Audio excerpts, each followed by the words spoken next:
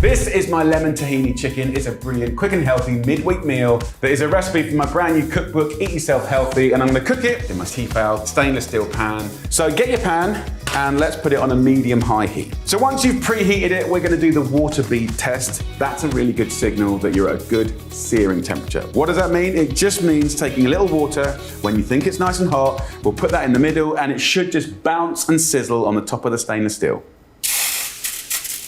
Just like that. It's kind of beautiful.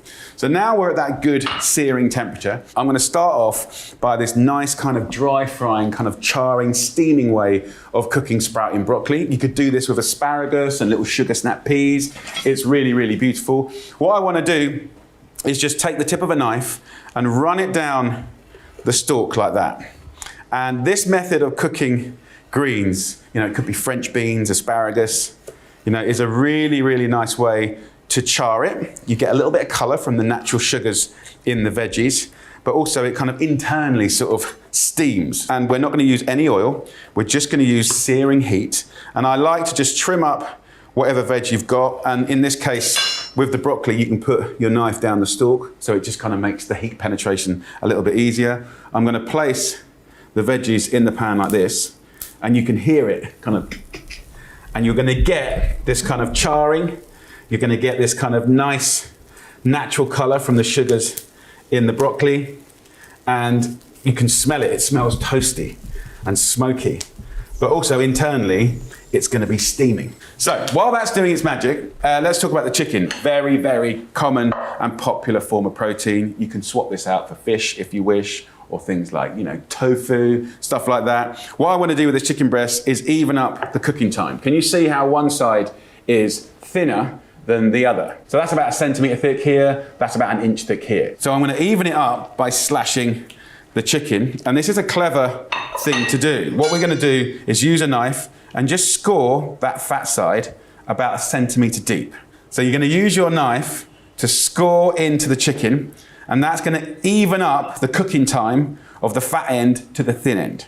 But also what's beautiful about this is if you wanna rub this with salt and pepper and herbs or spice, this is a beautiful thing, right? And we can get that seasoning and spice or whatever you want to put on it into those cuts. We can put a little olive oil on the chicken as well.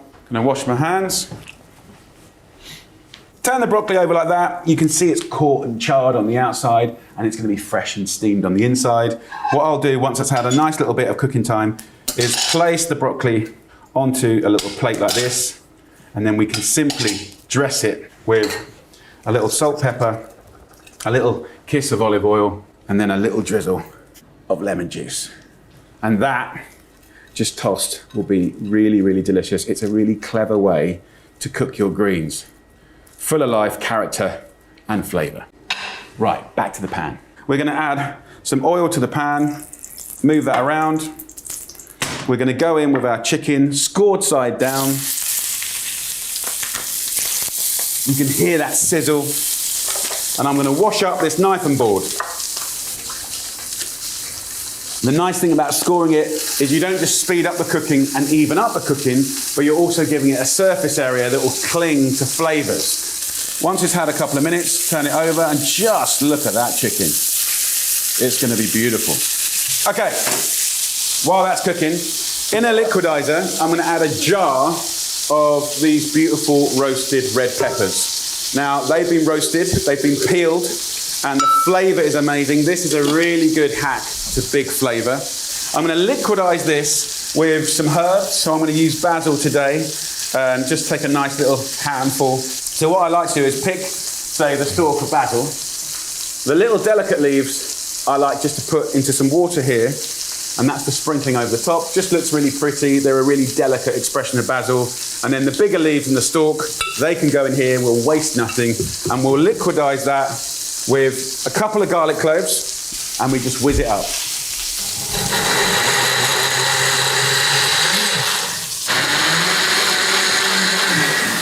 So that is going to give you the most amazing sauce to flavor beautiful beans and really healthy grains. So the chicken's had about 5 or 6 minutes, and Got these lovely cooked chicken breasts. Look at that sizzly golden top. So you can see in the bottom of the pan, there's all these golden kind of dark bits of stickiness, right? Don't wash that off, that is flavor. So we'll go in with that beautiful pepper sauce, right? And it smells amazing. So we go back on the heat, and then we're gonna bring to life some really lovely healthy things, right? We all need to be eating more beans and more grains, okay? So the beans can be cannellini beans, bolotti beans, mixed beans, butter beans, could even be chickpeas. And all I do is just take away some of this liquid, and once you've drained it, just put those beans into that amazing pepper sauce. That pepper sauce will get the flavour off the bottom of the pan and almost clean the pan for you. In with the beans, and then I've got a pack of really beautiful super grains. You can get these in the supermarkets. These are my ones, but they're just a really nice, healthy mix of unusual and delicious grains. There's all kinds of different types. They're super nutritious and delicious. So in we go with those, and then we'll just break those up. This sauce, cooking into the beans and grains, is utterly delicious. It's gonna fill you up with the good stuff. It's gonna feel really comforting and delicious and indulgent, but it's actually just really, really good for you. So mix up those beans and grains and just let that simmer away. So let me show you how to make the tahini lemon sauce. It's delicious. Just take 2 tablespoons of tahini, and this is ground and minced sesame seeds. And you can get blonde tahini or light tahini or the toasted and dark tahini. Very, very good. So that goes in there. I'm gonna add just a little bit of lemon juice and a little pinch of salt and just a little swig of water. When you add the lemon juice to the tahini, it starts to thicken up in a really unusual way. So we let it down with a little water, but this is such a delicious flavor. Fresh with the lemon, really rich with the tahini, 2 ingredients and a pinch of salt, and you get this incredible simple sauce that works so well with the chicken and the beans. Look at the beans, can you see? We're just simmering it now, and that sauce has been absorbed by the grains and the beans. They're gonna be incredible. And can you see how it's cleaned the bottom of the pan, right? So all those sticky bits have come off, and that's gonna give color and flavor. Right, time to plate up. Often when you think about healthy food, you always think it's about like what you can't have and about being sort of stingy and doing without, but this is a really generous portion. It's really comforting, it's big flavors. So I'm gonna take the broccoli that's just been kind of marinating there nicely. Look at that, beautiful colors. And using the sear of that pan, you've created extra flavor and textures as well. Beautiful. And you can see the chicken where it's rested. We've got the lovely juices that have come out, and it should be juicy and shiny. Look at that. I'm just gonna slice it up, and we want that to be moist and tender. Put that over like that. Pearly white chicken on the inside and gnarly golden chicken on the outside. That is attitude, that is flavor, and it's beautifully cooked with the sear from that amazing pan. These little resting juices we can just pour over the top. Don't waste anything. And then that amazing and utterly simple sauce of the tahini over the top. Oh, just a little sauce goes a long way. And then just a few olives torn over the top. A little hit of kind of black olive fragrance. It's delicious, it's nutritious, it's fun, it's exciting, it's generous. This is what we want from healthy food. Those little basil leaves that we saved. But guys, look at that, come on. For me, that is a fun, delicious, cool, contemporary midweek meal, bigging up healthy ingredients that have been put together in a really exciting way. These are things you can get from a regular supermarket. And you've got veggies in there, galore. You've got lovely protein there with the chicken. Those beautiful beans and the grains with that sweet pepper sauce. Let's have a little try, come on. Let's try the chicken first with the tahini. The chicken is so juicy. And with that tahini lemon sauce, it is utterly, utterly delicious. That roasted pepper sauce is so utterly simple, but the flavor is massive. So there you go, that is a delicious little midweek meal that you can put together with a lot of passion and fun. Happy days. Hi guys, hope you're well. Okay, we're gonna make a really delicious, nutritious, super quick chicken meal. This is marinated chicken with lemon and spices, grilled on the char grill and served with smashed sweet potato and beautiful sprouting broccoli with a little olives. Let's get into the spirit and the idea behind a marinade. Down here, we have got spices, black pepper here, paprika, cayenne, we got the turmeric, and a little seasoning of salt. Take this as a recipe, and if you don't like the spice, you can pull it back, you can try different spices, you can make it your own. So I'm gonna grate some garlic in here, take my little lemon, cut in half, lemon to one side. The fragrant skin is unbelievably tasty. We'll squeeze the lemon juice in, like this. I'm just gonna finely chop the parsley here, and in it goes. And then just a little piece of onion. There's acidity in the onion, and this acidity works in marinades to really help penetrate the flavor in.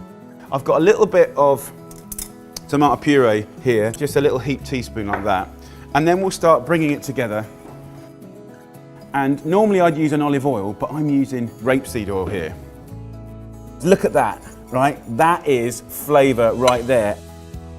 Get your chicken breast, cut that chicken breast in half. I'm gonna get that marinade, rub it all over. And of course, if you could leave this in the fridge overnight, fantastic. So I've got a griddle pan on full whack. We're gonna go in to the char grill like this. Also, I've got the lemon here. We're gonna char grill that. And this is interesting because when you char grill a lemon, instead of just getting acidic lemon juice, you get sweet and sour. So guys, look, let's have a little look. This has had about a minute and a half. Look at the color, guys, look at the color. And that is flavor.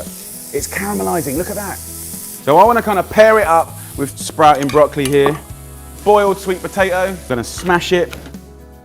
And let's plate up. Very simple midweek dinner that's tasty and really, really healthy. That is done. Look at that, guys. Some nice sprouting broccoli here, little olives. If you just break over just a couple, the flavor is phenomenal. Got the lemon that's char grilled. Just finish that of that lovely rapeseed oil. Squeeze that lemon over the top. Should we have a little try? Yum. Very, very good. That's absolutely delicious. A lovely, quick, midweek meal, full of flavor, full of flavor.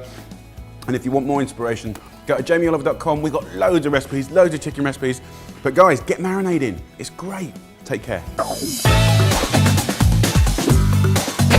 So I'm going to do a beautiful superfood curry from my new cookbook, Jamie's Everyday Superfoods. This dish is super exciting because we're going to be steaming cauliflower, we're going to be boiling rice, we're going to be roasting the chicken, we're embracing herbs, we're embracing spices. This food is going to fill you up with the good stuff. First job, we're going to get the rice on. So one of the easiest trade-ups that you lovely people can do to get healthier is go from your white pastas, white breads, white rices to whole grain. It's got more fiber, it's actually got a more complex flavor. It does need more cooking, so you're going from like a 10-minute rice product to something that maybe takes 20. So 100 grams of rice goes in, a little pinch of salt. So got the rice on, we're gonna whack the colander on to sort of make use of one pan, a little trick there. I'm gonna use cauliflower. Go through the stalk, let's just leave it in little quarters like that. Whack that into the colander. The leaves, throw in there as well. Lid on, so we're cooking rice and we're steaming cauliflower as well. Now, I've got some lovely organic yogurt, 3 tablespoons, and I'm gonna make a very simple dressing. I got 15 grams, a little handful of mint here. Take the little center leaf out of here, and we're gonna put that to the side. And then these bigger leaves here, throw into the liquidizer. Season it with a little salt. I want the juice just half a lemon, but often people take the juice and throw the outside away. This zest here is quite nice. That's more flavor. Let's go in there. I'm gonna squeeze the lemon juice through my hands to catch any pips. Okay, so let's whiz it up. You're gonna get an amazing color, like a beautiful pastel green, so refreshing to eat. Oh, It smells incredible. So that can go straight into a little dish. Cauliflower, nearly there. I just want to take the rawness out of it. Just sort of like 5-10 minutes is cool. We're going to go back into this dirty liquidizer. Don't bother washing it up. I'm going to add 3 tablespoons of gorgeous yogurt in here. And I want to make a marinade, okay? 2 cloves of garlic. Bit of ginger, about 3 centimeters. Just whack that in. Pinch of salt and pepper. Then we're going to spice it up. A gorgeous tablespoon of curry powder, okay? Have a look at that. Smells amazing. The same amount of turmeric. It's a massive anti-inflammatory. Tablespoon of balsamic vinegar. It's not classic at all, but it's got a real kind of twang and richness that I love. Use the other half of the lemon. Waz this up again. But this time we're getting big colour. That wonderful orange colour, garlic, ginger. That is done. Oh, so get yourself a nice roasting tray. Go in with the amazing yogurt marinade. What I want to do is create surface area on the chicken. See how one end is thin and one end is fat? We can balance out that thickness. Let's just do a little patchwork quilt. Let's just score the chicken at that fat end. Just go down about 1/2 centimetre. And that's going to allow you to create surface area, which equals crunch and character. I want you to get little burnt bits, because there's a fine line between burnt bits and perfection. Tip this chicken into that marinade. Perfect time to introduce the cauliflower is now. While it's lightly cooked, it's so open to carrying flavours. So rice is still cooking, fine. Just give it a little shake. Toss up your collie. Some of that yogurt will just simply burn on the bottom. And then some of it's going to cling to the chicken and the cauliflower. You can get that flavour right in there. Lightly season it from a height with some salt, not too much. A little bit of pepper. There's a few little extra things you can do. So this is black mustard seeds. These will soften and give amazing flavour. This is what they make mustard out of. Sprinkling them from a height and they will make a difference. The same with cumin. Just a little pinch, sort of a teaspoon. Whack that in the oven, at the top of the oven by the way, at 220 degrees Celsius, gas mark 7. So it's been cooking for about 13 minutes. Let's have a little look. It's looking good. This rice has now had about 25 minutes. Let's load it up, baby. Really, really, really nice. Let's get the chicken out now. That's exactly what I want. These little charred bits here, these little caught bit here and burnt bits here. Lovely attitude. Get some nice baby spinach in and around the plate like this. Chisel around, and you're gonna get crispy bits.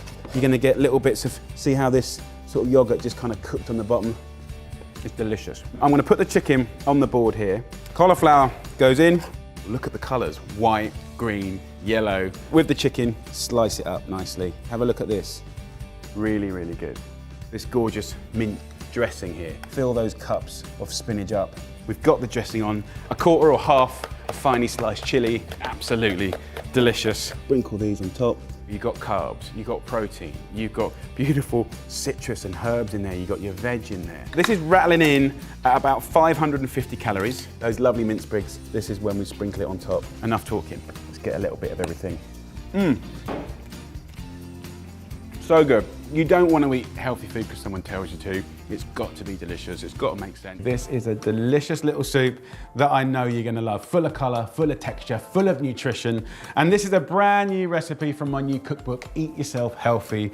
And it can happen in about 25-30 minutes. It's a really nice thing to do. So this is a celebration of veggies. And actually, veggies in many different forms. I'm going to be using artichokes, which are jarred. I'm gonna be using fresh leeks, which is fantastic. You can swap these out for onions if you wish.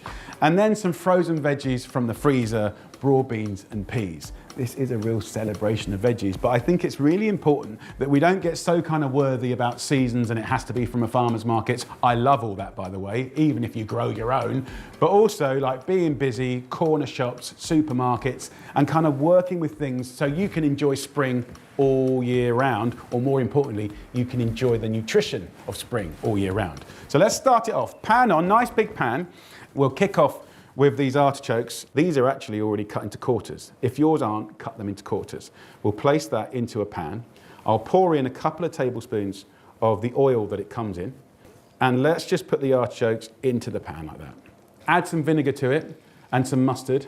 Put the lid on, shake it up, and you make a lovely French dressing, and that'll be good for a week in the fridge. So I'll put that over here. What I want to do is start off the frying by just putting these artichokes in one little layer. Let's go to the world of fresh. So we love leeks. Sweet, creamy and delicious.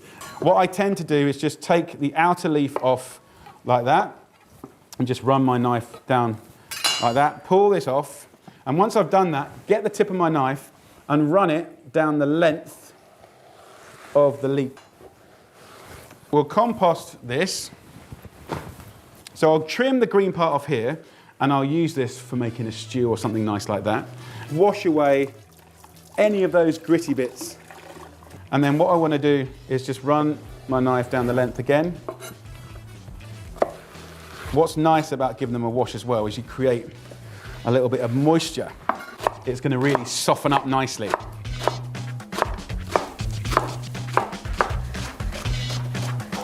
And then in we go with all these veggies.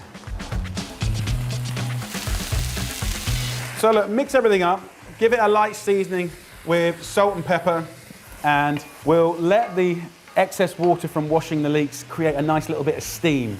And what we want to do is cook this on a medium heat for 15 minutes, just to really help those leeks become sweet, delicious, and beautifully buttery. So let that cook, and then I'll show you what to do next.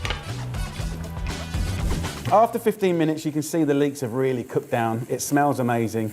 You've created good flavor and texture here. If you want to kind of get real good food into your life and you're busy, like using jarred food, tinned food, fresh food, and even frozen food, this is important. And there's a few things that we should probably know about the freezer. The freezer's amazing. It's like your best friend. So when you pick veggies, their nutrition is depleting all the time, but when you snap freeze it, it's really, really helpful and useful. This is broad beans. Really common. You get them in most of the supermarkets. Really, really delicious. So we'll stir that in.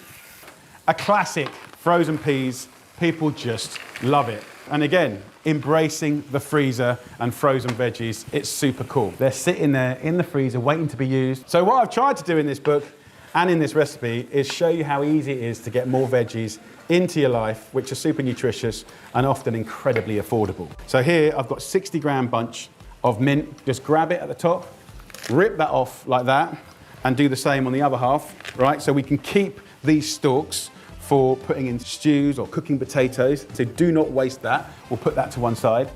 And then with this, we just roughly chop it, and boldly and bravely, we're going in with the mint. So mint, broad beans, peas, leeks, they love each other. It's a good combo. So stir in the mint, cook it down, and we're almost treating it like spinach.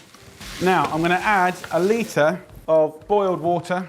You could add a chicken stock cube or a veggie stock cube if you wanted to, but actually, I think we've achieved enough flavour by slow cooking those leeks already. Bring that now to the boil. We don't have to cook the life out of it because we want to keep the colour, the texture, and the nutrition, right? But I want to give you a really nice little trick, and it feels really indulgent. So I can take just a couple of little ladles of this beautiful soup and whiz it up. We can simply pour it back in, salt and pepper, and let that tick over while we make some beautiful toasts. And I've got a lovely loaf of bread here. So 4 nice centimetre slices of good bread. The better the bread, the better the flavour. So this is going to go under the grill. So we'll let that grill. It won't take long at all. In that time, we're going to grill it. What I want to do is show you a way of using a really delicious cheese that's very, very healthy. This is ricotta, kind of neutral, light, delicious, and super healthy, high protein cheese. You can get it in the supermarkets. And what I love to do is just put a pot of the ricotta in like that, season it with a little salt. I'll take a little lemon zest and then some Parmesan, 20 grams in weight of Parmesan, a little bit of lemon zest in and on it, like that. We'll season it a little bit with salt and pepper, and then we just take a little spatula and smash it, whip it, mix it. You can go coarse or you can go smooth and shiny, like that. So, soup done, that lovely ricotta done, lovely hot toast. Look at that. Put a nice little dollop of that ricotta on each toast. Any extra you have, you can put in the fridge. That'll last for 2-3 days easily. Just use the back of the spoon just to push that ricotta around to the edge. If you've got any extra ricotta, You can put that in a little bowl in the fridge. It's good for like 2-3 days, and you can use it as a dip. To make this even more delicious, I just want to take a little bit of lemon zest and a little bit of extra Parmesan. Look at that. And a little Parmesan goes such a long way. Just a few extra mint leaves just on top. I love it. And very important, flaked dried chilies. That little bit of heat with the peas and broad beans works so well with the lemon, the creamy ricotta, the peas, the broad beans. It's a beautiful thing. So let's just plate some of this up. I'm just going to take a nice big bowl of this creamy and chunky soup. Look at that. So look, I'm going to serve up 2 lovely bowls of this soup. Any leftovers you can keep in the fridge for like 3 or 4 days. And if you just serve that with a nice little toast on the side like that, I think that is just a beautiful way to enjoy veggies. You can slurp it, you can get involved, it's comforting, you can dip in your beautiful toast. So for me, just that simple act of making a delicious homemade soup with accessible ingredients is a cool thing. So look at that. Count to 3, let it absorb, and then get amongst it. So let's start off with the first ingredient. We're going to use some sausages. I've got 4 chipolatas. Health experts recommend that we don't eat more than 70 grams of processed meats per day, but we're using less than that. Fry your chipolatas in a little extra virgin olive oil. Chuck in a teaspoon of fennel seeds, which are traditionally used to help digestion, and a nice sprinkle of dried chili flakes. Then I'm going to go for about half of one of these. And I'm just going to dice it up, roughly around that sort of size. And as you're cutting them, throw them in to the sausage. Squash is a source of vitamin C, and keeping the skin on ramps up the fibre. Next, it's in with 2 diced white onions. Then let's use some dried oregano, more flavonoids going in. Any excuse for flavour and the good stuff. Gently fry together for 15 to 20 minutes with a lid on, until they start to just colour nicely. And look at that, caramelisation, intensity of flavour. This is going to be amazing. Time for the wine. I'm using a glass of Chianti. In we go. So we'll stir that in, and red wine risotto is not that common, but it's amazing, so I need you to know about it. Now, of course, we're still able to benefit from the flavonoids in the grape juice because they're fairly heat resistant. And if you're cooking for kids, just leave the wine out.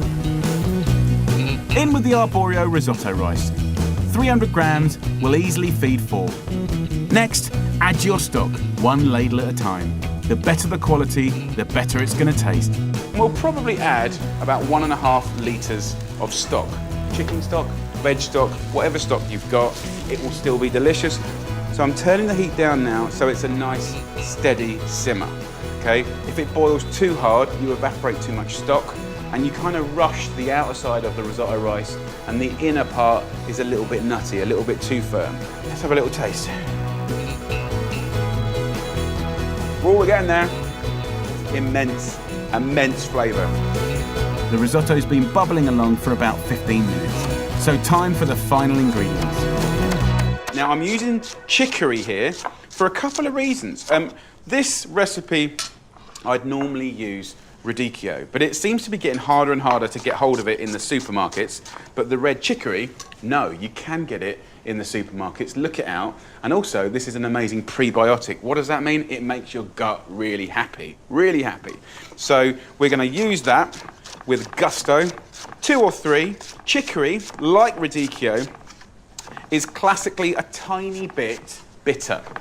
But the bitterness here, with the sweetness of the squash, is going to be amazing.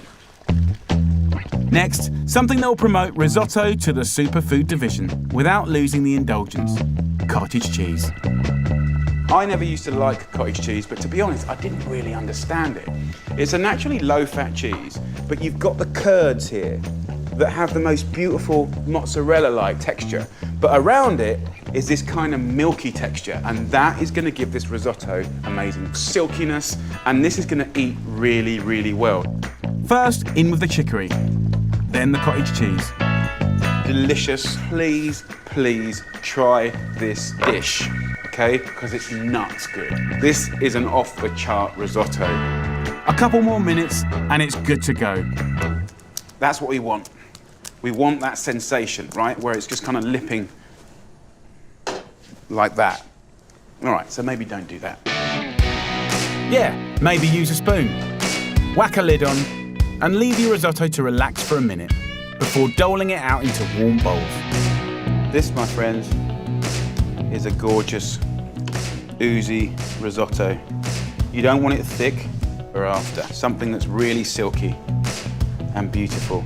I'm just gonna finish that with a nice, long grating of Parmesan and a little pinch of fresh thyme. And that is a thing of beauty. Creamy risotto with sausage, squash and chicory. A surefire crowd pleaser at just 600 calories with 2 of your 5 fruit and veg a day. Delicious, deep flavour. And you know, for me, the spirit of superfood as a concept is about, you know, balance, getting the veg in there, lowering the meat, upping the quality. And the missus, she loves this a lot. But please give it a go. Amazing.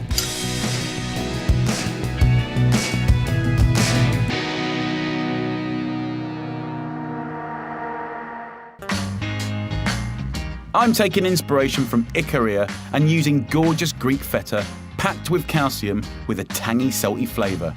It's the perfect accompaniment for a special occasion succulent steak and tabbouleh salad, and will bring a little bit of the party island to your home. Steak, love a steak. People love steak, and definitely one of the things that we've picked up looking at the parts of the world where people live the longest, most productive lives is that they're not eating loads and loads of meat. Once, twice a week, max. So quality, not quantity, definitely important. I've got it out of the fridge about half an hour at least before I want to cook it. You don't want to take things out of a cold place and put it in a hot place. It's going to go tough and not cook as beautifully, so we're getting that out. To go with the steak, I've already got 150 grams of whole grain rice on the go. It needs to boil for 25 minutes.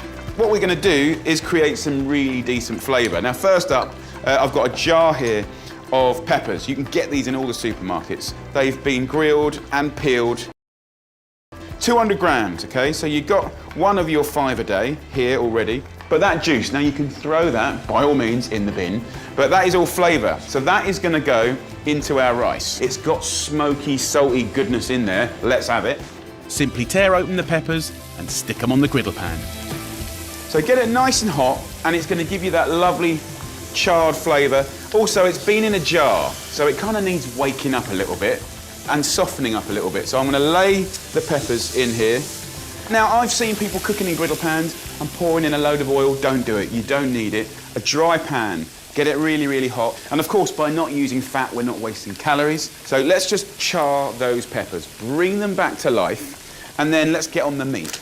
All I want to do here is just push it down flat. So we're beginning to tenderize it. I want to season it with salt. Quite a nice amount of black pepper, because we know that pepper and steak love each other. And just a little bit of oil, just to rub around the outside. So I'm just going to pat that all over, and that's a really lovely kind of outside kind of crust that we can create on the steak, and that's all we need, okay? So the peppers are done, put them on a platter and save them to serve with the steak later. So what I want to do is dress the peppers in the actual juices coming out of the steak. So it's really about being clever about flavour. That's all looking good.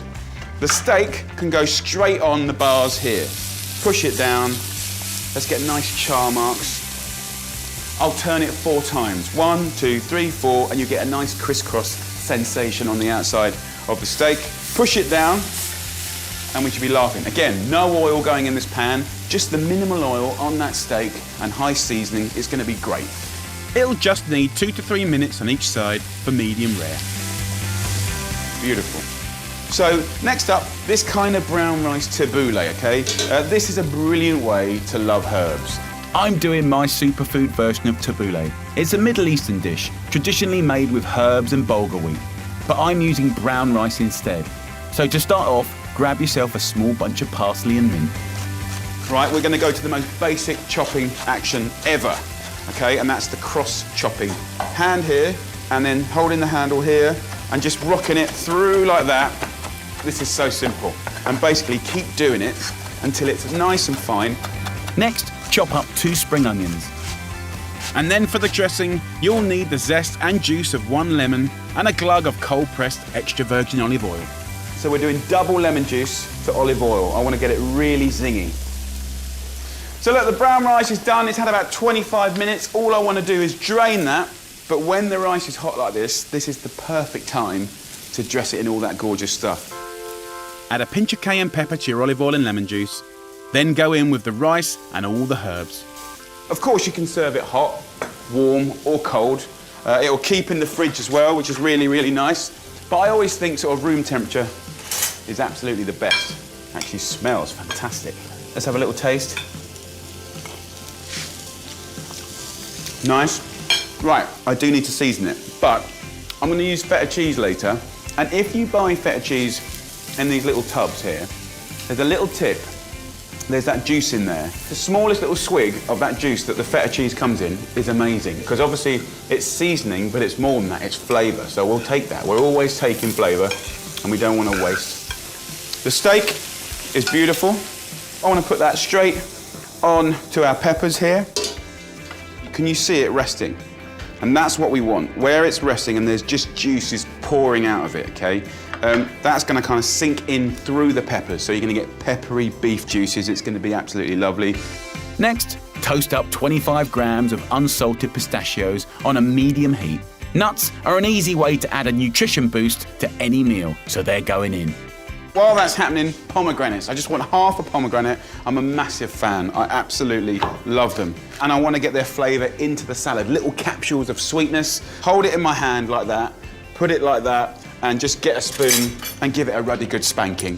So all those little capsules just sort of bust and burst. Pomegranates are a source of B vitamins, which help keep our metabolism, immune and nervous systems healthy. And then just stir that through. Imagine just eating the salad, and then you come across that beautiful little capsule of sweetness, boop, and it's just shock and surprise, but a really nice one, so I like that. Time to remove your pistachios from the pan and give them a good old bash up in a pestle and mortar. I'm just gonna sprinkle into the salad. So, this is looking good to go. I'm just gonna pile that beautiful salad onto there. The steak here has been resting. You can see how much juice has come out here. If I just put the peppers to one side, there's loads of that good stuff there. So the peppers here, we can just dress that in all the beautiful juices. Thinly slice that gorgeous juicy steak and drape it all over that lovely rice salad. And then I want just a tiny bit of feta cheese, literally 10 grams, just sprinkled over the top like that. I love feta. It's one of the lowest fat cheeses. It looks beautiful, and it's kind of nice to use it like a seasoning. Add the feta. It's a really tasty way to get some more calcium into your diet. Once the feta's gone on, a final little sprinkle of pistachio. And there, my friends, is the lovely grilled steak and peppers with jeweled tabbouleh rice. That's an absolute crowd pleaser. And this just goes to show how a little steak can go a long way. It's totally balanced, it's nutritious. So all round, it's a great, healthy, delicious, beautiful dinner. Look at that. Just gonna have to eat it now. That super fast, super delicious grilled steak and feta dinner comes in at just under 600 calories per portion. It's good. It's really good.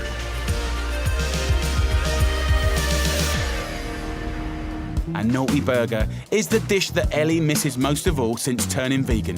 So I've devised her a veggie version that's juicy, vibrant, and packed with flavour and colour. You want that kind of junky, naughty sort of burger vibe going on. Obviously, there's no meat in the equation, but we still want it to be just finger-licking, like, gorgeous, a thing you've got to attack. First up, we've got really nutritious, incredible things that are in your freezer. So even if you go away for 3 months, you can come back and knock this out. Sweet corn. Yeah, I've got some sweet corn. 200 grams, frozen. Peas, 200 grams, frozen. Raw beans, 200 grams. Cool. So we can remember that, yeah? Yeah. Very, very simple. Add a heaped tablespoon of flour and give it some punch with a teaspoon of cayenne, a teaspoon of cumin, and a bunch of coriander. And all I'm gonna do is wazz it up. It's that little bit of flour and the temperature that makes it kind of glue together. As you can see, there's only nice things going in here. Add a tablespoon each of sunflower and sesame seeds, and we're ready to shape the burger patties. Think snowballs when you're a kid, like that. So just roll it in that flour and just sort of hug it. Just put Why it... is yours so good? Well, I was good at mud pies when I was a kid. Oh no, mine's falling apart. No! I don't even want to move that now because that's perfect. Fine. That is... Oh, let me just... Yeah, maybe not that one. OK. But good job. Apart from that, good job. Aww. Just really squeeze it together. Yeah, be tough. OK, that's a bit better. OK, that's it. A little bit of brute force does help. So, darling, are you all right to make that recipe like 4 or 5 times? I've got more stuff here. Yeah, I'll give it a go. Do you remember the recipe? 200... All that stuff? 200 all of this, and then a little teaspoon of these things. Lovely. That'll do. Do you think they're ready for your food? Probably not. OK. Well, good luck. What did he do that? Was there anything else? I don't think so. Ah. Everyone, Ellie's cooking now. Normally you'd have mayonnaise, or a version of mayonnaise in a burger. We're not going there because of the egg.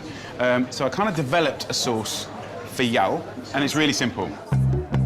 It's a riff on a hummus, but with a lot looser texture and loads more flavour. To a blender, add 2 heaped tablespoons of chickpeas, 1 teaspoon of sun-dried tomato paste, 1 teaspoon of mustard, and a tablespoon of ketchup. And then just a little brandy in the classic kind of cocktail sauce. The old school one. Just a dribble. I put then more in. I want a kind of little hum of flavour. Add 2 spring onions, half a clove of garlic, and season. I've got a little bit of a problem for chilies. Do you like spice? I love spice. Yeah, it's not going to be super hot, you know, but just a little bit of chilli to give it like that nice background kind of heat. And then I'm going to whiz it up.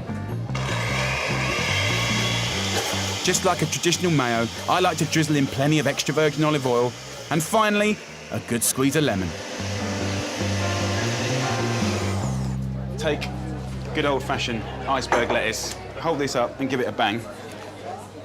No, hold it up, hold it in your hand, and then just slam it down. Beautiful. What I'm going to do is just roll this up and finely slice it. And good chopping. I keep saying... How's your chopping, by the way? Terrible. No, God, I'm left-handed as well. Are you? Yeah. That changes everything. So what were you... Stop. OK, we need to do a little lesson on that. Stop. Jesus. These are worth a fortune. Oh, yeah. So, stop. Oh, God. Oh, yeah. There you go. Good job. Next, in with the sauce and give it a good old toss around. Lovely. And that just sits in it, so it kind of goes a little bit soggy. And that'll go on the bun, your patty on top. Patties made, sauce made, now it's time for the trimmings. A burger's not a burger without garnishes. So we're slicing up some tomatoes and fresh basil. Next up, avocado. And I've got a great tip to stop it going brown. Just squeeze that lime juice over the top. That'll stop it discolouring, and you can keep it there for like an hour. I'm learning a lot today. Before Ellie starts knocking these out for the rest of the calf, I'm going to show her how to make the perfect burger. Look at that, nice and crispy. Amazing. And you've got that golden crunch, and then in here you've got that kind of really fluoro green. Such a good colour. On the top of here, we're going to add just a little bit, not too much, of that lovely salad base that you did. Just take a little bit of your lovely tomato, like that.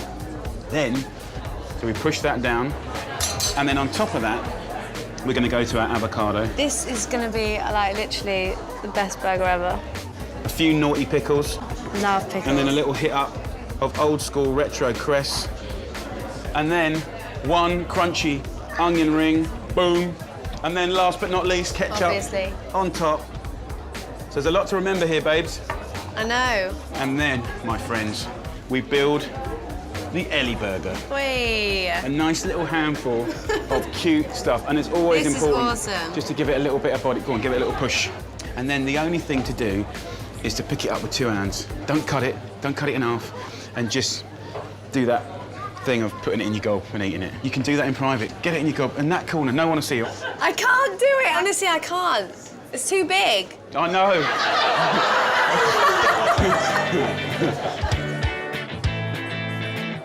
I'm hoping that you love it. It is amazing, yeah. Best burger I've ever had. That's good. More than a meat burger back in the day. Well, see all these lonely people in the audience. Look, they look sad, don't you? They're not hungry. Have I got it from my mouth? You've got to cook one for every single person here. I must say, it is really, really, really good. Well, don't just say it. It's time to cook it. We're gonna make the most delicious veggie shepherd's pie. This is in fact vegan. This is gonna be good on the planet, it's gonna be good on your wallet, and it's gonna be good in your tummy, right? It's gonna be delicious. No compromise happening here. So let's get cooking. We're gonna go in with some nice olive oil. About 2 tablespoons goes in, right? We'll put it onto a medium heat. I'm gonna start the flavor story with a herb. To use a nice little pile of rosemary in this dish is a good trigger for big flavour. Roughly chop the rosemary. So the rosemary goes in. As you get a little bit of a fry on there, let's add some garlic. So we're now gonna add the first veggies.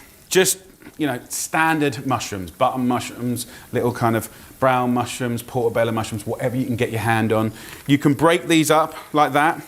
Also, dried mushrooms are a massive, trick if you're veggie vegan and you're craving that depth of flavour that you can easily access from meat. So mushrooms I put in first, season a little bit now to get that seasoning into the veggies. You can go quite heavy on the pepper. On the story of spices, that is about a tablespoon of ground coriander goes in. Delicious. Okay, a little cheat, a little hack. It's not cheaper, actually, but it's a good conversation starter. In the supermarket, you have got frozen chopped veg. So convenience here, what we have here is celery, carrots, onions, right? So a whole bag goes in. It's frozen. You can take a handful. This is a really brilliant product to have in your freezer. I'm going to turn the heat up now. And I want to let this fry off for about 5 minutes to concentrate the flavours, get them golden and get them caramelised. Most of the time, those frozen bags of chopped veg are more expensive than buying the raw stuff. But let's look at the upside. It's frozen, you can take a little bit or use the whole lot. It's already chopped for you. It's blended as a mix, which is kind of convenient, and there's no waste. I'm taking this down, and it's currently quite moist in here, but what's nice is all the flavours are mixing around. We're getting darker, guys, we're getting darker. That's what we want. So this has been frying for like 15 minutes, and you'll notice that the volume has gone down. Look at that. It already smells good.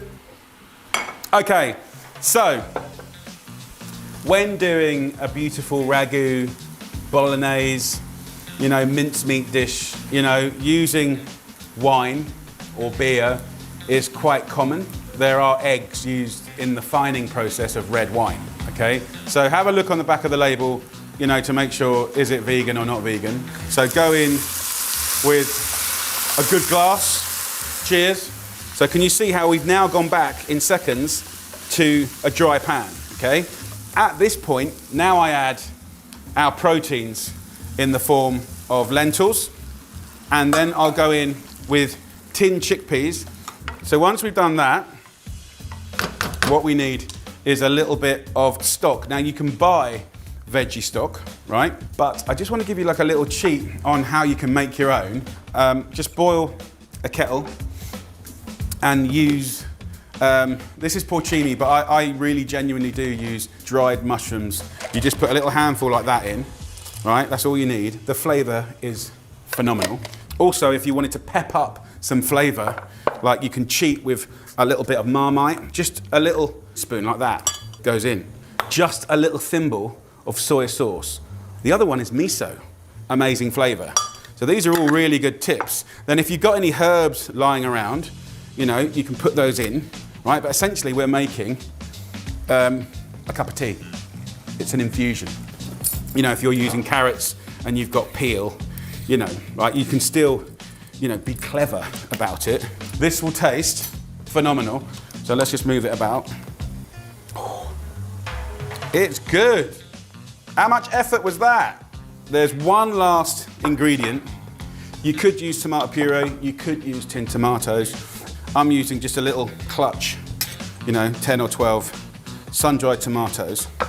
Sunshine, optimism, hope, little pops of sweetness. You know, as we add our stock now, this is essentially the equivalent of our mincemeat, our bolognese-esque type ragu.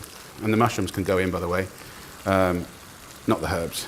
The little masher, just gently crush, just to lose, you know, that blatant shape of the chickpea. Okay, so we're done. Turn it off.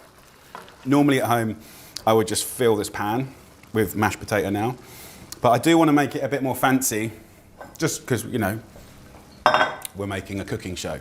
It's a little bit wetter than you would think, but remember, it's going to carry on baking in the oven, and I do want it to kind of be blippy and gorgeous. So into that dish, I'm going to go on top with my mashed potato, just boiled, mashed. Instead of butter, nice extra virgin olive oil and salt and pepper, a little bit of nutmeg. It's really nice. You can make it really flat if you want, but I quite like it rustic like this. Look at that.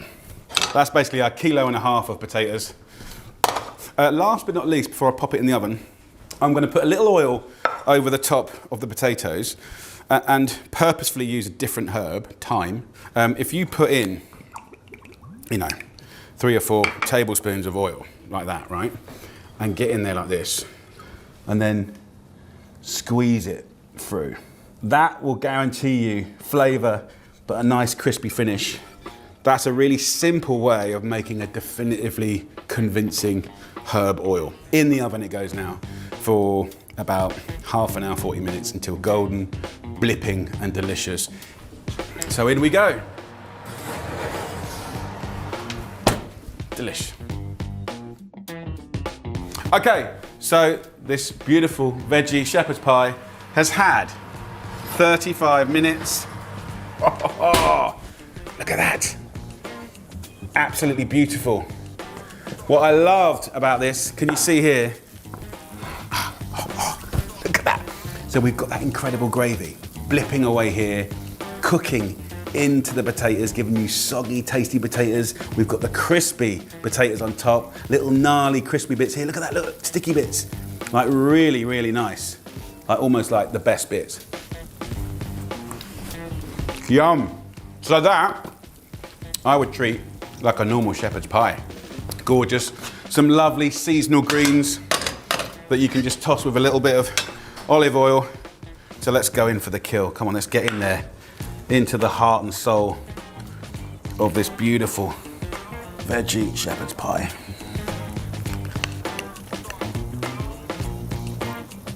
Look at that.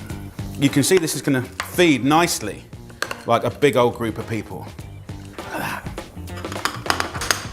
Serve this with whatever lovely sort of steamed or boiled veggies you can get your hands on. I've just got a little bit of kale here, mustard and brown sauce. Really, really nice. Not that it's traditional, but a little bit of ketchup as well is definitely the done thing in our house. Enough yapping. Time to have a little taste. And let's get in there. Yummy texture. First thing, the texture, it is very similar to what you get in a typical meat sort of stew ragu. Experimenting, having fun, and being open-minded. So there you go. Happy cooking. That's delicious. It's really good. We're going big on flavour, guys. Creamy coconut and pumpkin rice, and a tongue-tingling butter bean stew. We're doing pumpkin rice. In here, 800 millilitres of boiling water, and then add some coconut cream. And we want 100 grams. Bring that to the boil, and we'll start to scent that with beautiful things. The Scotch bonnet. And they are hot, but they have fruity, apricot-y flavours that I just love. I want to add some more flavours, pimento or allspice. We just need 4 of these. It's a wonderfully aromatic West Indian spice, like having cinnamon, cloves, nutmeg and pepper rolled into one. Simmer those along with half a bunch of thyme. Straight in there. Beautiful. These are the classic flavours of Jamaica. Bash up 4 spring onions to release the flavour and cut them in half. And then get it straight in there. We are making pumpkin rice. So I want 400 grams, which will be about a quarter of this little beauty. Peel, de-seed and chunk it up. Look at the colour. Slice up 400 grams of cabbage and get it in. Season with half a teaspoon of salt and pepper, cover and cook for 10 minutes. For the all-important rice, rinse 450 grams of basmati. In I'll go with the rice. Right, lid on top. 12 minutes of cooking. Let the moisture absorb into it, then we'll switch it off and let it just steam for a little bit. And now we've got enough time to make a really simple but gorgeous bean stew that you're gonna love. Slice and fry 2 cloves of garlic, the remaining thyme and onion, and 200 grams of juicy ripe cherry tomatoes. Toss. Next veggie, okra. 200 grams of these, and this is a classic vegetable of the Caribbean. It's an extraordinary veggie that can be used a bit like green beans. If you haven't tried them before, give them a go. And then sprinkle these straight in. Come on! Salt and pepper, a lid on top, and we'll let that cook for about 7 or 8 minutes, just until everything's beautifully softened. Let's have a look over here with the rice. The Scotch bonnet here has done its job, and then what we're going to do is take this apart and add this to the beautiful stew, so double use chilli. Reduce its intensity by removing the skin and seeds. Add half first. That's a generous half though. In you go.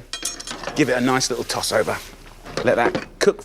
Then, very importantly, let's clean down that board. And definitely wash your hands.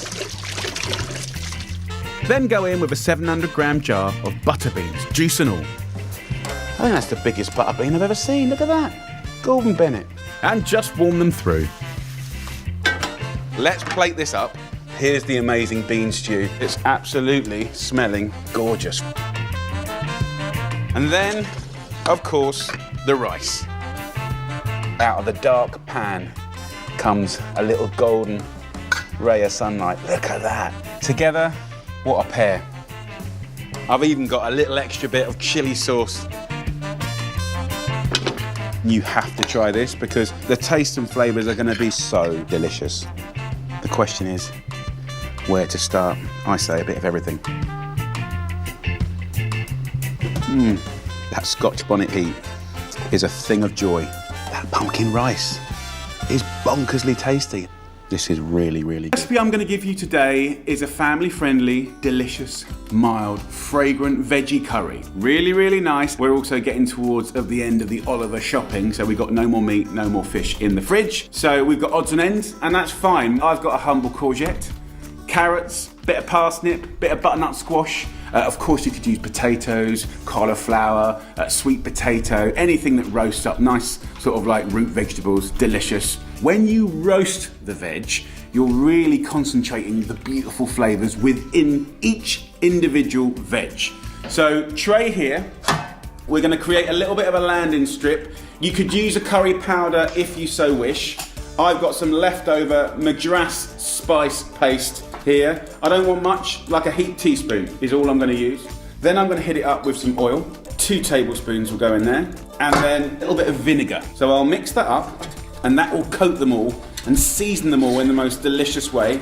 Easy peasy. Now, in here also I'm going to put a salt and then we're going to go veg. We're going to leave the skins on. A lot of the flavour, a lot of the sweetness and deliciousness is in the skin, okay? And that includes the butternut squash, okay? A lot of people spend a lot of time peeling this. Forget it. Peeling this, forget it. And this, forget it, right? So let's start with the parsnip. Split it in half, then in quarters, then into bite-sized chunks.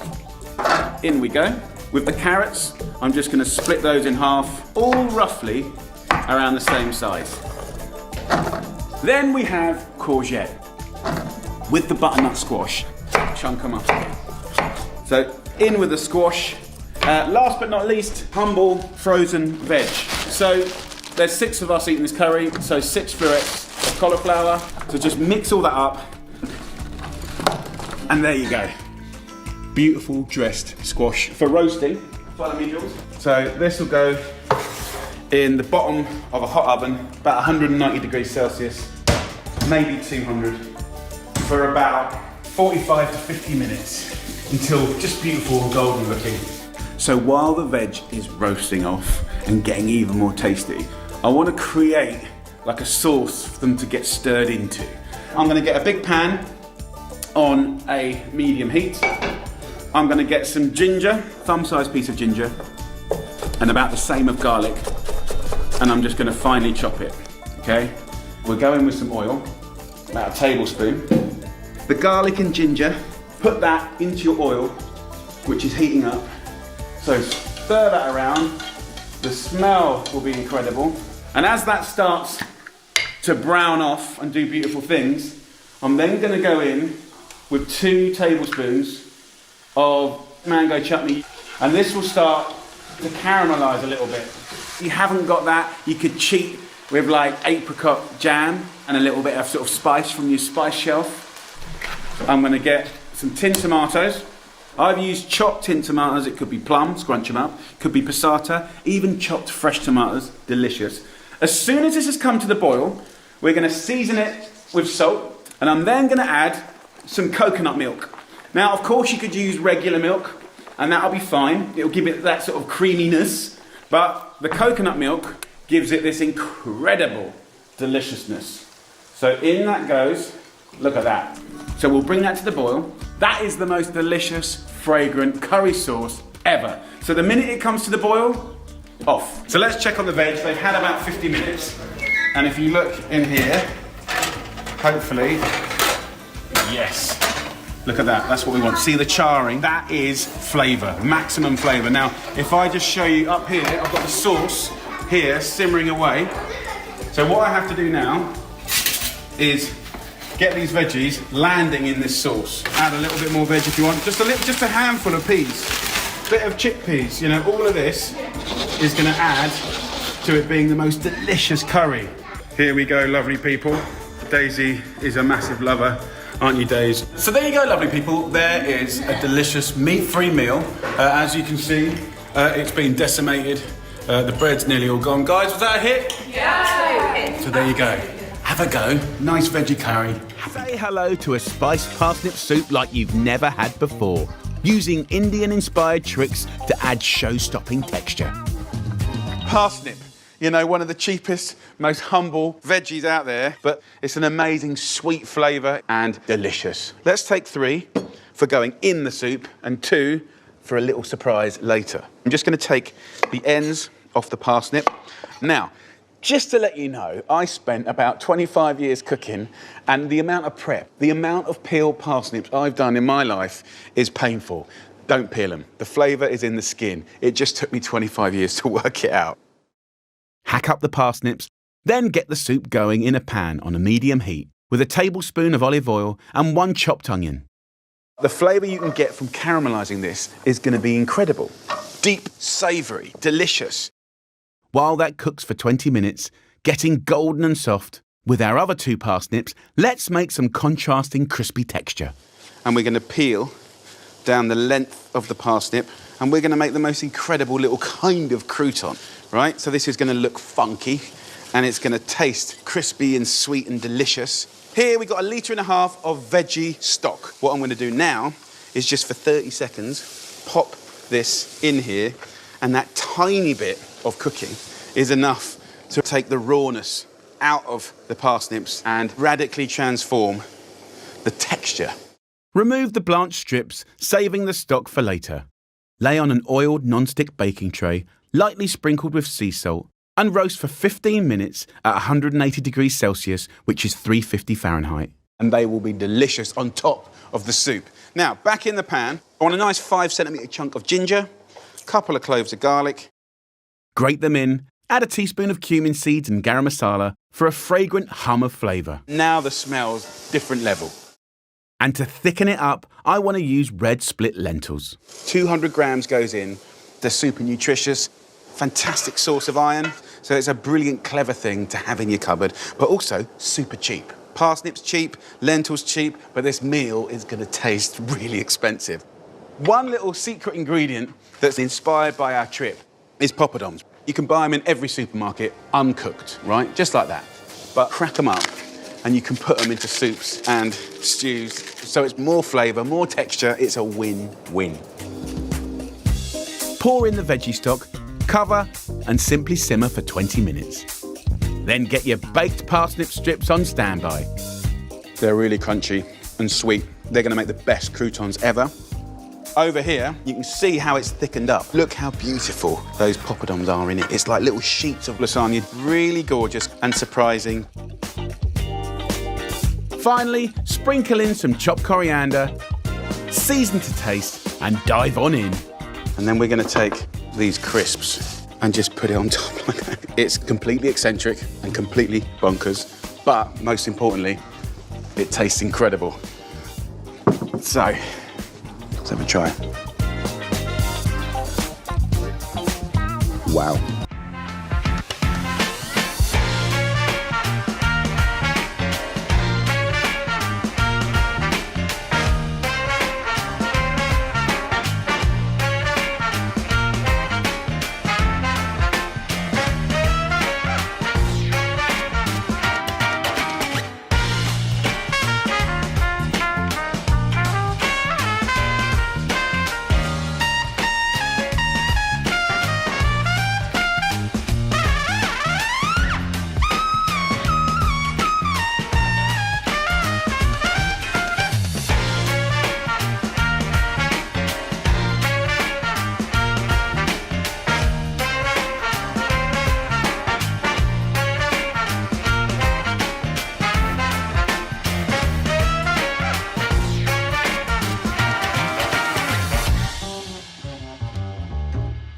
Well, I'm going to show you my recipe for the most delicious veggie mighty mulligatawny. It's a great soup, it's full of the good stuff. Let me show you how to make this beautiful soup. It's so simple. Get yourself a high-sided pot on a medium heat. I'm going to use spring onions, but you can of course use leeks or onions. So one bunch we're going to use. A couple of sticks of celery, which is just beautifully fragrant. So I'll just cut the celery in half like that, and then lengthwise into little chunks, and just finely chop it. Just put a little tablespoon of oil into the pan, and then as you're chopping each veggie, just get that into the pan. I really love the kind of sweetness that you get from this. So again, just finely slice the spring onions. In we go. So give that a nice little stir. What we're gonna do now is just gonna take it a completely different direction. You're gonna get amazing results with curry paste. They're really good quality. You can get all kinds of different pastes, so pick your favorite. And we're gonna put 2 tablespoons in here. What I love about it is it's a great family dish because you can use up leftovers. But I wanna concentrate today on this. Butternut pumpkin, as they call it in some parts of the world. So 500 grams is about that much. I'll cut this in half. I'll use the end that doesn't have any seeds just to make my life a little bit easier. So I'm going to leave the skin on. Why? Because it's one less job and because it has the most amazing flavour. So very carefully get yourself a box grater and just gently grate the flesh and the skin. There's actually something really nice about the kind of technique of grating. And I find that it kind of just gives you a slightly different flavour. Look at that grated butternut pumpkin. So I'm just going to sprinkle this into the pan, and then let's grate the rest of it. And we're just gonna sweat that off for a little bit while I have a quick little wipe down. So I wanna show you like a little preparation that I love to do. I get a little bowl and I put in some cold water. I'm gonna use the herb coriander. I've got a nice little bunch here and I'm just gonna pick through it. So that top leaf that's nice and beautiful, that will be garnish for sprinkling on at the end. And then with the rest of it and the stalks, I'm just gonna finely slice up and put it into that soup. And look, if you don't like coriander, some people don't, I love it. You could use a little bit of mint, which is really nice. You could even use basil actually. So in we go with the herbs. It smells amazing. So look, at this point, I'm gonna season generously with pepper, and I'll put a nice little pinch of salt in there as well. I'll go in with 2 litres veggie stock. Better the stock, the better the soup. That will remove all the sticky bits from the bottom of the pan, and that'll give you a nice dark colour as well. And then 100 grams of rice.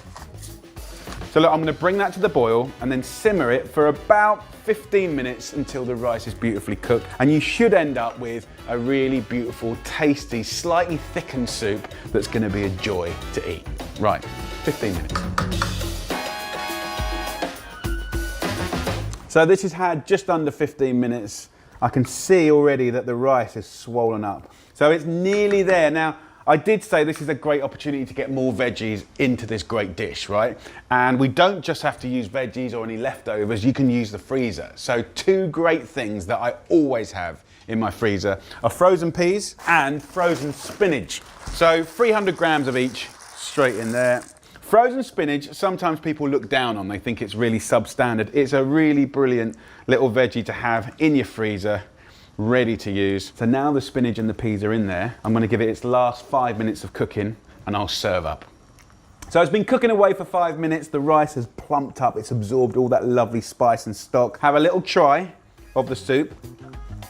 Oh, delicious. This is a really comforting dish, and what I quite like to do is put some nice kind of sprinkles on it. These are all optional, by the way. So let's serve this up first. Look at that. Such a hearty soup. The colours are really amazing. If you want to, just a little teaspoon or 2 of yogurt allows you to kind of ripple that through. So you can crumble up some poppadoms or some Bombay mix and a little bit of crunch, just a little bit of fun. And then take those lovely coriander leaves and just sprinkle it over the top. Maybe a little kiss of olive oil. So there you go, guys. That is a beautiful, exciting, big, hearty dish. Right, let's have a little try. There's something about having rice in a soup that makes it ultra comforting. So come on, guys, what are you waiting for? Get the ingredients and have a little cook up. You won't regret it. This is my chili non-carne soup, which is a real winter warmer. It's so delicious. Loads of veggies in there, beans, rice, the butternut pumpkin, that lovely hum of the sweet, smoky paprika. It's a goodie, plus you got the nice crunchy bits of tortilla to enjoy with it. Happy days. Get yourself a nice casserole pan on a medium-high heat. We're gonna start with this, the butternut pumpkin. Take the end off and just cut down the length of the pumpkin. Let's scoop out the seeds. Slice into little chunks like this. I want to get 2 onions, 2 cloves of garlic. Slice up the garlic as thinly as you can, and then finely slice the red onion. Let's just go in with a little drizzle of olive oil. I'm going to go in with the garlic first, and while that's frying, I'm going to take 2 chilies. Now, if your chilies are hot, just use 1, but these are kind of sweet and mild. I'm just going to finely slice these chilies. The seeds are quite hot, so by removing them, it just allows you to celebrate the flavour more than the heat. So already the smells are great. I'm going to use coriander. Coriander stalks are very, very delicious. I'm just going to finely slice these, keep the leaves for sprinkling over later. These stalks here, I'll put in with the chili. Then we can go in with our onions. So if you just sweat off the onions nicely for like 5-10 minutes, you're going to get big flavour, a sweetness, and it's going to kind of just bring all the flavours together really, really nice. Now, with the butternut pumpkin, you might be thinking the skin was left on here. It's delicious and it's outrageously sweet, almost like candy sweet. So the whole lot is going in the pan now. Right, the last thing I want to do to flavour this, because we're taking the meat out, is a brilliant little spice. This is smoked paprika. 1 heaped teaspoon goes in. That smokiness is kind of what you get from meat, and that will make a massive difference. Have 10-15 minutes of moving the veggies around, because that's going to intensify every single bit of flavour, right? If we just throw the wet stuff in, it's just going to be boiled stuff. We don't want boiled stuff. We want an amazing, rich, comforting soup. So look, we've had just over 10 minutes. You can see the caramelization in here, and you can hear that it's frying. And let's add the next ingredients. Let's talk about healthier swaps. First up, mixed beans. You're just getting a way more variety, and it's a brilliant source of fiber. So go in to the pan with the beans, and then 2 tins of water. I'm going to add some tomatoes. So you can crush those through your hands if you're kind of rugged and rustic like me, or you can just mash them in, whatever you like. So another little swap is swapping white rice for brown rice. Okay, so you're gonna get more fiber. You actually get more flavor, which is really, really good. We want 150 grams, and you can let this sort of simmer quite fast for about 20 minutes. Now, the last job that I want to do before I chill out is do some crispy little tortillas. So another healthier swap is going from the white tortilla to the whole wheat one. Right, I love these. They're much more flavor as well. Tear up the tortillas, spread them out on a tray, and I'm gonna put these into the oven just for like 5-10 minutes, or until golden. And now I can just chill out. So, the soup has had about 20 minutes. The rice is cooked. Oh, it smells exceptional. Right, tortillas. So these have been about 10 minutes to kind of get crunchy and delicious, beautiful. So soup, it's quite chunky. And some people love that. You can go pureed if you want, but that's not where I want to go. I want a bit of half and half. So get a potato masher and give it a ruddy good mashing. And it's going to give it a much creamier texture, make it more delicious, more intense. Get some of that coriander and tear it through. That, my friends, I'm very, very happy with. So we've got a load of food there. It's incredibly affordable. It's very, very nutritious. It's a really comforting dish. Got some of the tortilla chunk in there. Proper big bowl of tasty soup. Let's have a try. Okay, dinner time, guys. And I have a great one here for you. I've taken an Italian classic and given it my superfood twist. This chicken and sweet potato cacciatore is a hunter's stew. Rich and satisfying, this hearty meal will fill you up with the good stuff, and all at only 421 calories per portion. I bet you never thought it could be super healthy and balanced and tick all of those boxes. Yes, I've done it for you.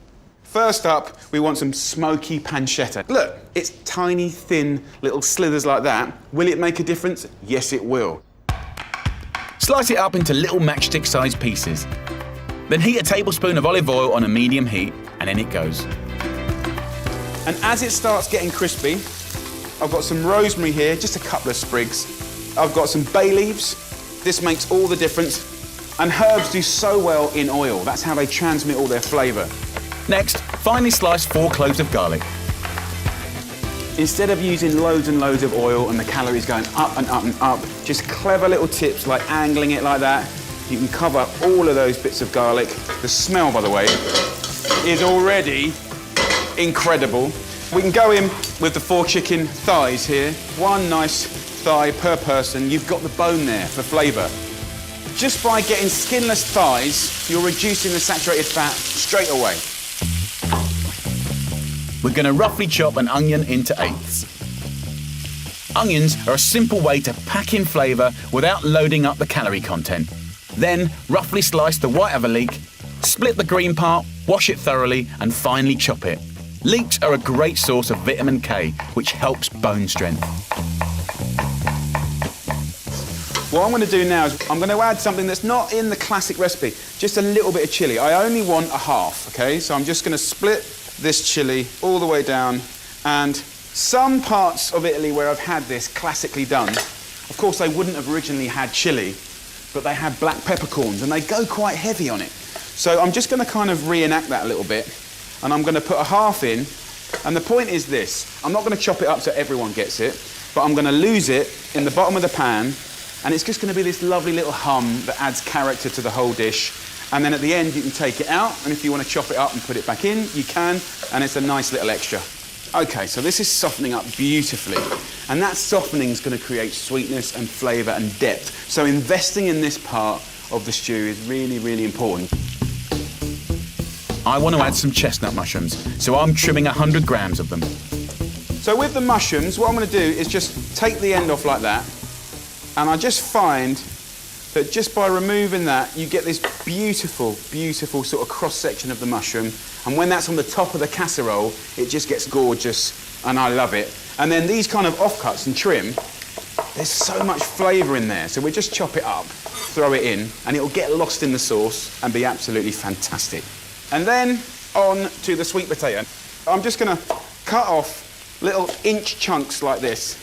And the reason I'm just cutting them quite chunky like this is I want nice, meaty, chunky bits. And as that roasts and kind of stews, it's just going to be Less like a vegetable, more like a protein, more like a meat. Let's turn the heat up now and let's get some sizzle on. And that's when you want to add about 250 mils of some decent Chianti. And if it's good enough to drink, it's good enough to go in here. It's important now to season with a little salt and pepper, and then we'll just adjust it a little bit later. And then one thing that I nearly forgot, 8 olives, okay? Just 8, that's all you need. And I think sometimes we think about olives almost the wrong way. So olives, when you buy them, don't get the ones with the holes in, right? They're salty, they won't taste very nice, and they're never that good, okay? Get the ones with the stones in, different story. And then all you have to do is just squash them with your thumb, and we'll take that pip out, and the flavor's extraordinary. It's kind of not in there to be an olive, it's a sort of seasoning. Go in with 2 tins of tomatoes, and once you've done that, let's half fill these tins and get all the last sort of remnants out of the tin, but also we do need a little bit of water as well. And then just break those tomatoes up, and then we're just gonna give it one last little stir. Just look at that. That is beautiful. That's an amazing one-pot dish. You know, 10, 15 minutes just to put it together. Now that's going in the oven at 190 degrees Celsius, which is 375 degrees Fahrenheit or gas mark 5 for an hour. I'm very excited about this. Look at that. First up, look at the way I cut that sweet potato. Just by having a big chunk, it's cooked differently. If you chop it up small, it goes like something you'd see in a soup. But like that, it's just kind of substantial and gorgeous. And you can see that little bit of effort on the mushroom just looks super pretty. Got some lovely, simply cooked seasonal greens. Anything you like, anything you can get your hands on is always nice with a lovely stew like this. I'm gonna serve it with a slice of bread, but remember, you know, this is beautiful with rice, this is beautiful with polenta, pasta, mashed potato, so kind of take it your own way. That is proper food right there. This really is an easy-to-make, delicious dinner packed full of the good stuff. Bigging up that humble hero that we need to get onto, the sweet potato. Let's get in there. First of all, let's just check the chicken. Has it gone? Gorgeous and tender. Yes, it has. Look at that. That's exactly what I wanted. Lovely tender chicken. So good. I like getting the old bread and just using it to mop up all the little bits, the sauce. Super good.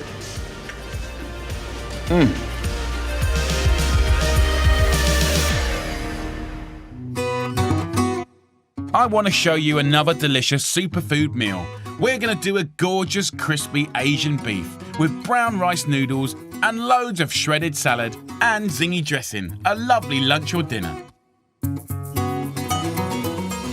It's really nice and simple to make. So 1 pan on a medium heat. I'm gonna get a handful of peanuts, about 20 grams, into a pan like that. Just wanna toast off those peanuts just to wake up the flavors, get the oil going. I've got a kettle of boiling water and I want 150 grams of noodles. Now, there's loads of brilliant noodles available now in the supermarkets. These are brown rice noodles. So we're trading up from our white noodles. These are whole grain and they've got a whopping 5 times more fibre. I'm just gonna move it around like that and then pour the boiling water straight on top. So we're not gonna boil them, we're just gonna let the residual heat of the boiling water just kind of be absorbed into the noodle. Add a little seasoning of salt and give them about 10 minutes. Basically keep moving them around until they look nice and plump and sort of perfect to eat. These little peanuts here, you just want to char them a little bit, so I don't need to do much more than that. Just going to put them into a pestle and mortar, and then we'll just grind these up. I want to have some big bits, and I want some sort of powdery bits as well. So that's kind of a garnish, but it's going to be delicious. Give these a little move every now and again. You can just see the starch coming out of them into the water. Beautiful. Okay, so in this pan, we're going to add these little babies, star anise. They are so beautiful. The classic flavours of hoisin sauce. And I'm going to put 2 of those in a pan. They'll start to toast up. I'm going to add to the pan 1 tablespoon of sesame oil. I'm going to go in with the gorgeous, lean, quality beef. 200 grams. So we're only using 100 grams per person, and we want to get these kind of crispy, golden, and full of flavour. Using lean beef mince is a really easy way to lower the calories. While it's frying, peel and chop a thumb-sized piece of ginger and a clove of garlic. Add both to the pan to give the beef a real punch of flavour. Okay, so let's have a little toss up. And we just want to get that really gorgeous and crispy. You can see the moisture's kind of cooked away now. The garlic and the ginger will start almost like candying, and that's what you want. One last thing I've got to put in there is a little bit of honey, just a teaspoon. Tiny little bit, 1, 2, 3, and off it goes. That's all we need. It'll give it a lovely shine and a gorgeous sweetness. So now, keep your eye on this like a hawk.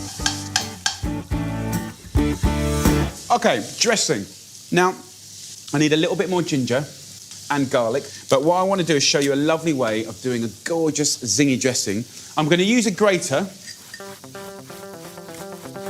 What's amazing is that little teaspoon of ginger there is more than enough to flavour this gorgeous dressing. Then grate 1 clove of garlic. And the lovely thing about raw garlic is it's hot. It's got a real kind of pungency to it. Keep an eye on that lovely crispy bits. Don't go too much. And then chilli, you don't need much. Say half a chilli. Again, grating it. Grating it gives you a different flavour. You can see it splattering juice everywhere, and it's going to give you a lovely warm hum. Add a teaspoon of low-salt soy sauce and a teaspoon of fish sauce. Soy sauce and the fish sauce are quite salty, so we're not going to season anything else in this because this will do it for you. So being mindful of salt is definitely useful. And then 1.5 limes. So I'm going to roll these limes like this. I'll reserve half just for putting on the side of the noodle dish because we like that. And then we'll squeeze 1.5 in there. We want it to be sour, salty, hot, fragrant. Have a taste. Ginger's good, chili's good. Maybe a tiny bit more soy. Happy days. What I want to do now is look at the salad. So with a round lettuce, you could use jam or romaine. It's quite nice to mix up the visual appeal. So we've got quarters here. Things like radishes. The humble radish is really good in these gorgeous Asian dishes. These contain so many nutritional goodies, and they're an excellent source of vitamin C and folic acid, which we need to keep our immune system strong and healthy. Look out for the different coloured ones. Look at that. Really, really nice. Things like everyday cress, do you know what I mean? It doesn't have to be an egg sandwich, just cut it off. That in a stir-fry dish, beautiful. And then onions, finely sliced for sure. You want to make them nice and delicate. And feel free to mix up any veg you can get your hands on. Cabbages, greens, anything crunchy. I'm going to use some carrots here. And if you wanted to, just use a little speed peeler with the carrots and just keep peeling it. And you get those lovely ribbons, which are undeniably beautiful and delicate. So I've got some coriander here. And all I would do is finely slice the stalk. They're delicious and sweet and a little bit crunchy, and we'll keep these leaves nice and whole. So look, there's all our shredded veggies in all their glory. You know what? Cress, radishes, round lettuce, carrots, they're probably the cheapest, most available everyday veggies. With a bit of love, care and attention, you can transform them into things of beauty. Let's have a little look here. Look at that. That's what I'm talking about. Crispy bits, golden, looking gorgeous. Try and get your timing of these being golden and sizzling and straight from the pan on the cold salad to the last minute. So when it hits the salad, it's like, that's the dream. Drain the noodles and divide between your plates. Silky and soft. Those brown noodles have got a nice natural flavour. And then those quarters of salad hit with all those gorgeous radishes, carrots twirled about, the spring onions, you want those everywhere. A little wodge of cress, coriander stalks. And then wait for our golden, crispy beef and just shake that on top. And then, of course, we've got this dressing. Try and pour it in and around everything. Peanuts. Just a wodge. Like that. This is going to be a joy to eat. Happy days. This is absolutely the kind of stuff I love to do in the middle of the week. You can knock it out quick, makes you feel good. So good. Healthy food doesn't have to be boring. This is full of texture, colour, flavour. This is a lovely, lovely dish. A fresh, vibrant salad in a zingy ginger and chilli dressing, scrumptious noodles and caramelised beef. 440 calories, loads of veggies. You've got your carbohydrates, your protein. It's a really exciting plate of food. It's going to be immense. Delicious, nutritious, and pretty damn quick. Protein-packed prawns smothered in a punchy marinade, resting on a pile of whole wheat couscous, fruit and veg with capsules of pomegranate providing bursts of sweet joy. This is one sunny celebration of food you won't want to miss out on. So first up, look at these prawns. We've got 6 of these bad boys. We're going to add some big flavour with a marinade. So all I need is 2 sprigs of rosemary. That's all you need. And by the way, rosemary and shellfish, they're not thought of as being like best friends, but I'm telling you, it works an absolute treat. Just give it a good bash up. You know, it's going to help you use less salt because you've got loads more flavour going into your food. Then we're going to hit it up with 2 cloves of garlic, okay? Garlic is a source of vitamin B6, great for the immune system. Next, a teaspoon of smoked paprika, followed by saffron. Just a subtle little hit of that is going to give you the most wonderful sort of like barbecue vibe going on. And then a little pinch of saffron. And it gives you the most incredible colour. So that goes in. Now, one thing's for sure is that saffron requires infusion to pull out all of that beautiful flavour. So just a little swig of water. So kind of in essence, we're making a tiny little cup of bonkers tea. So just drizzle in 1 tablespoon of good, healthy, extra virgin olive oil. Look at that. The colour is just amazing. That, my friends, is one hell of a marinade right there. So you could use that on pork, chicken, all sorts of skewers and wonderful things. But this is going to go on our prawns. Now, prawns, inside this beautiful prawn is a little vein that we want to get rid of. Just get some cooking scissors and just cut all the way down the back. It's very simple. It opens up that area and then we can pull out that vein very, very simply. Just like that. And of course it makes it cook quicker, it allows flavour to get in, and also it splays open like a beautiful kind of butterfly prawn. In longevity hotspots, they tend to choose proteins lower in saturated fats, like seafood. Reducing red meat in your diet will help lower cholesterol and keep your weight down. Now the prawn is a fantastic source of protein, really, really high in vitamin B12. Now the reason that's a really important one is because it's great for your nervous system and your immune system, so it's fantastic to get your hit of vitamin B12. We are gonna just get our hands in there now. Look at that. That is gonna be a joy to cook and to eat. I'm taking inspiration from our friends in Costa Rica and trying to get more fruit into your life. We might not have the Marinon or the Spanish lime at our disposal, but a good old orange is a fantastic source of vitamin C. Toss those also in the marinade. It's such a picture. Such a picture. I mean, look at that. Incredible colours. You know it's going to be good. It's going to cook so well together in the pan, or you could even roast it. So, moving on. While your prawns marinade, pour boiling water over the whole wheat couscous. Cover and set aside for 10 minutes to fluff up.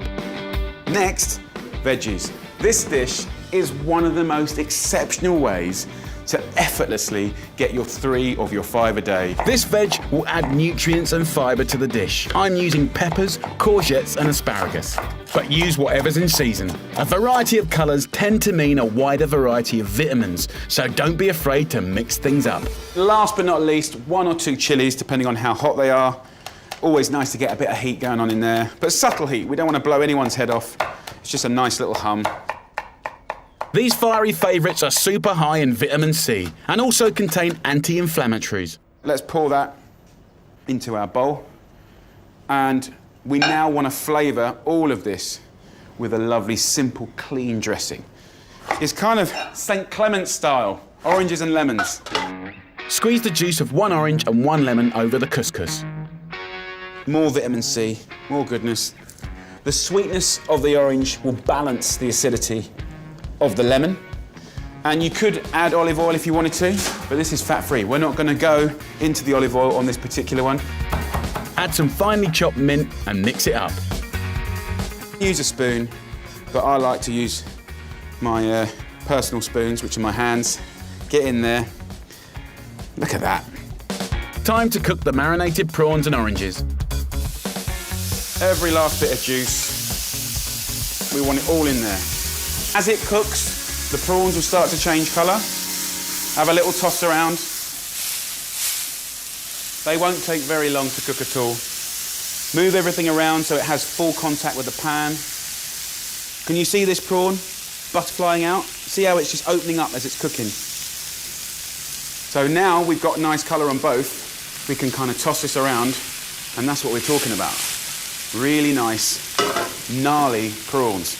And the orange slices will now have a lovely, fragrant, caramelised flavour as well. So let's plate up, guys. I love, by the way, serving this as a share plate, and then we can go around with those amazing prawns. They're so beautiful. The colour's extraordinary. When you do finally squeeze the juice out, that's what we want. Beautiful, sweet, gorgeous, caramelised juiciness. Get all the flavour out of there and pour that over your prawns. Wowzers. Got it all over me. Yeah, the mess has started. You wait till the end of this. It's going to be everywhere. So, we have nearly all the elements of perfection here. We've got our carbohydrates, that lovely whole wheat couscous. We've got amazing protein in the form of those prawns. We've got veggies galore, citrus galore, herbs galore, and to finish off all of those food groups, dairy. Top with little dollops of mild, cooling yoghurt, a sprinkling of mint leaves, and finally juicy jewels of pomegranate. Those little capsules of sweetness. Imagine eating the sort of spicy, saffrony, sort of beautiful prawns and some veg, and then that pop of sweetness from that. I mean, look, it's such an incredible colour. So just grab it, put it between your fingers like that, and from a height, celebrate mess, because the mess is going to start now. Just get it amongst it from a height, and just do a Jackson Pollock, mate. You want to create mess. There you go. Warmly spiced prawns on a bed of rainbow-flecked couscous, and that all-important vitamin C-rich fruit. And like my Costa Rican friend Huber said, why buy something synthetic when you can eat something so delicious? Not bad, rolling in at 572 calories per portion. So all we have to do now is eat it. And there ain't no polite way to do this. Right, here we go. More juice over the top. Be prepared for a mess. Head off. Get the shell off. Really delicious flavour. Veggie, couscous. It's a complete celebration of everything that's good for you in one dish. What a joy. What a joy.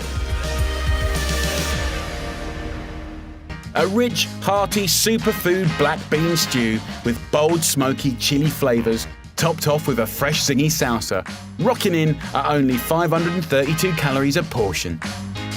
The thing I like about this is it's 485 a day, it's delicious, it's comforting but very, very, very healthy. It's going to be based around veggies and you're going to see so much colour. All the healthy hotspots I've visited eat a mainly plant-based diet, so we could all do with trying to eat a little less meat. I never want you to eat veggie dishes because you think you should, or you have to, or it's healthy. I want you to eat them because they're delicious, first and foremost, and then all of the nutritional benefits just follow behind it. Firstly, we're going to roast off some veg. So here we got butternut squash, absolutely brilliant, love it. So I just want to carefully half it. Now, it's round. It's got a little skin on it, and if you're not careful, this can be dangerous. So please, please, please be very careful. Tip of the knife goes into the half, go straight down to the bottom, and use your weight to carefully take it down like that. Swivel it around, and we do exactly the same. For this recipe, we only need half, so take out the seeds and cut into 3-centimetre chunks. Then pop into a roasting tray with a pinch of salt and pepper and a teaspoon of ground coriander. They're coriander seeds ground up. You can get it in the supermarkets. You can get the seeds and pound them up yourself. Unbelievable with squash.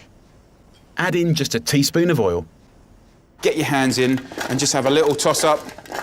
Notice the skin is on the squash. The skin for me is the best bit. It goes deliciously sweet and candy-like, but also it's where a lot of the nutrients are and the fibre. So really, really good. And squash specifically is really good for vitamin A, so it's good for your eyesight and eye function. Slice and add 3 peppers to a separate roasting tray. I really love peppers.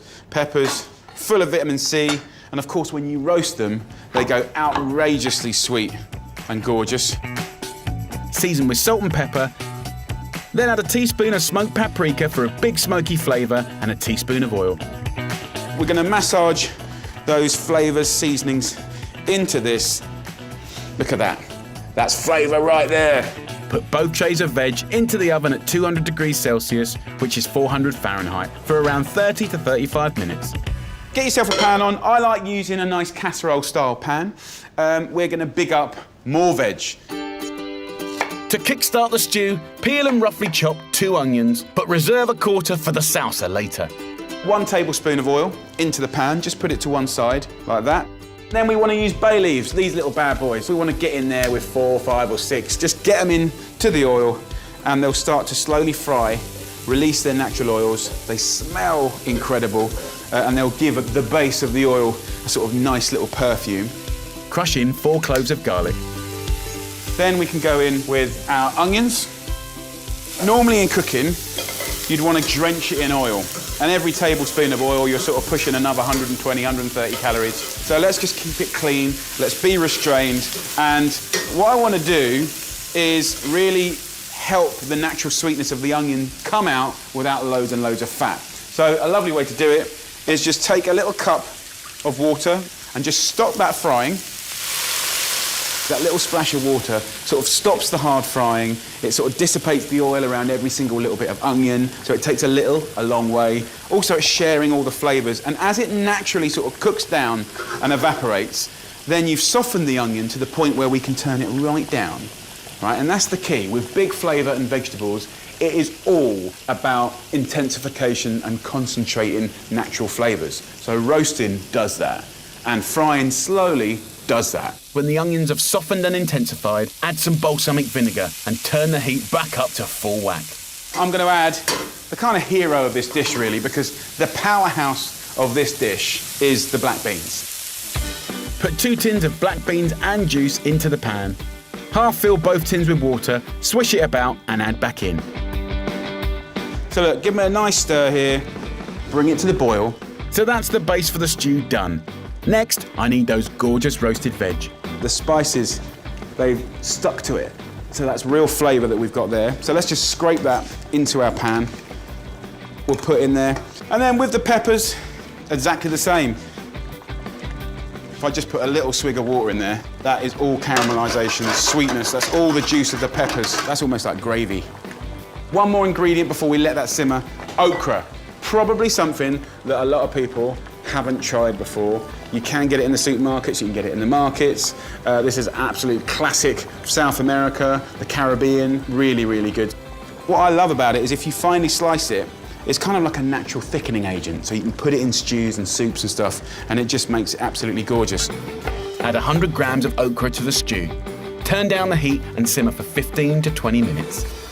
Okay, time to make an amazing, colourful salsa. Salsas are just dreamy when it comes to contrast. It's going to be like light and shade. Finely chop the quarter of onion, your coriander, then de-seed and finely chop 2 tomatoes, along with 1 chilli.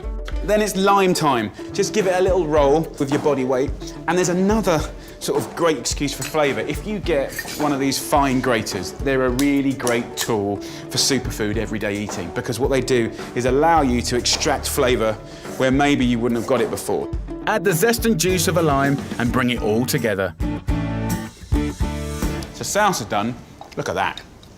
An absolute picture. Time to serve up the best bit. Serve your smoky bean stew with some brown rice, a dollop of yogurt, and a sprinkle of coriander. And then, of course, our lovely salsa. Now it's had a little time just to sort of share the flavours, but a nice hit of that salsa. It's all about that. Let's not be shy. Right in there like that. And some of the juice, just pour that over the yogurt. Gorgeous. It's a really humble dish, but it's exciting. It's an absolute superfood classic. 4 of your 5 veg a day. You've got all of those elements you need in your dinners. You've got your carbs, you've got your dairy, you've got your protein, you've got your veggies. Beautiful. Let's try it. Oh, it's delicious. Investing that time in the vegetables just makes them sing. You've got to give that a try. Delicious, delicious dish that has 5 of your fruit and veg in one dish. How's this for a superfood family dinner to die for? Smoky veggie chili with some nifty nutritional pulses and a Swiss-inspired twist. I've got my traditional kind of casserole type pan. Let's whack it on a medium heat. Nice. But what I've done is I've put a griddle pan on the heat, okay? High heat. And we're gonna start charring up stuff. I'm gonna quarter 2 onions, break them up into the griddle pan and char them for 3 minutes. And then in the other pan, on a slightly lower heat, we're gonna go in with the flavour base. Kicking it off, a tablespoon of olive oil, a heaped teaspoon of cumin seeds, 2 finely sliced garlic cloves, and 1 or 2 fresh chilies if you can handle the heat, and 2 heaped teaspoons of smoked paprika and cocoa powder. It has the ability, cocoa, in this dish, to round off all the flavours and make it as one. I love it. And then last but not least, a tablespoon of peanut butter goes into this base. So we'll mix that up. That is the welcoming party to all of these lovely grilled veggies. It's dark, it's got spice, it really is unusual, but you're gonna love it. And you know, I'll put chili in this when I think whether it's kids or just fussy eaters, you can't just throw them into the deep end of a big sort of robust, exciting dish. You might have to just pull it back a little bit on the spice and just sort of slowly, ramp it up, introduce different veggies. But that's the kind of spirit, right? That's why this dish is so great. You can kind of fade it up and down to your own personal preferences. Into the pot with the charred onions. And next in line for a good griddling, 3 mixed peppers. This will give them a lovely smoky background flavour. It's not your everyday like chili, right? It's different. I really like this kind of prepping here, charring here, and building the story there. It's a really nice way to cook. So in we go with the peppers. Straight in with the red ones. It's definitely worth not skipping this stage, okay? Because when you dry toast and grill stuff, especially if it's on a barbecue, you achieve all these new flavours. Cut 600 grams of sweet potatoes into 1 centimetre slices, skin on, and they'll cook down beautifully. Finely slice a bunch of coriander, saving some leafy bits till last. Get the sweet potatoes into the mix, followed by 3 tins of plum tomatoes. Swirl them out and put in 2 tins of water. The last thing I'm going to put in here is beans. I've got some lovely beans here, butter beans. I'm going to go over to my stew and I'm going to put in the juice. And if you put the beans into the griddle pan, give it a shake and just don't touch it, they'll start to pop and split. Now, why would I do that? Texture. When I was a kid, my mum used to put kidney beans in a chili con carne and I'd pick them all out because they were slimy little things, right? But if you look now, the inside is fluffy. We've got flavour. That ain't no slimy bean right there, guys. That is a bean with attitude. You see, I know I'm a little bit weird because I actually, when I cook, I do watch it like telly. I do go into the oven and I watch things rise and caramelise and cook. And sometimes I bring my kids over and say, look at that, look at that. And they look at me like, you are so boring. But I don't care, I love it. Look, we know for a fact that Brits don't eat enough beans, right? The Koreans eat 10 times more than us, okay? So next time you go to the supermarket, have a look. Get 1, 2, 3, 4 different beans, get them in your cupboard. And next time you do any kind of chilli or stew, have a little pop-up. Get it in there. Little ways of getting the good stuff into your everyday cooking. This is what it's all about. It's not just about my recipes, it's about some of the kind of thoughts, some of the attitudes, up in the veg, getting the beans in there. Just get that into your own cooking. Get the pot butter beans into the veg, give it a season, and it's ready for the oven. Now here's a little kitchen hack for you. Cover the pot with greaseproof paper. The greaseproof paper just kind of allows it to slowly sort of cook down and evaporate, but kind of stops it from doing it too quickly. Along with 8 small baking potatoes, the chili is going to cook for an hour in a preheated oven at 180 degrees Celsius, which is 350 Fahrenheit.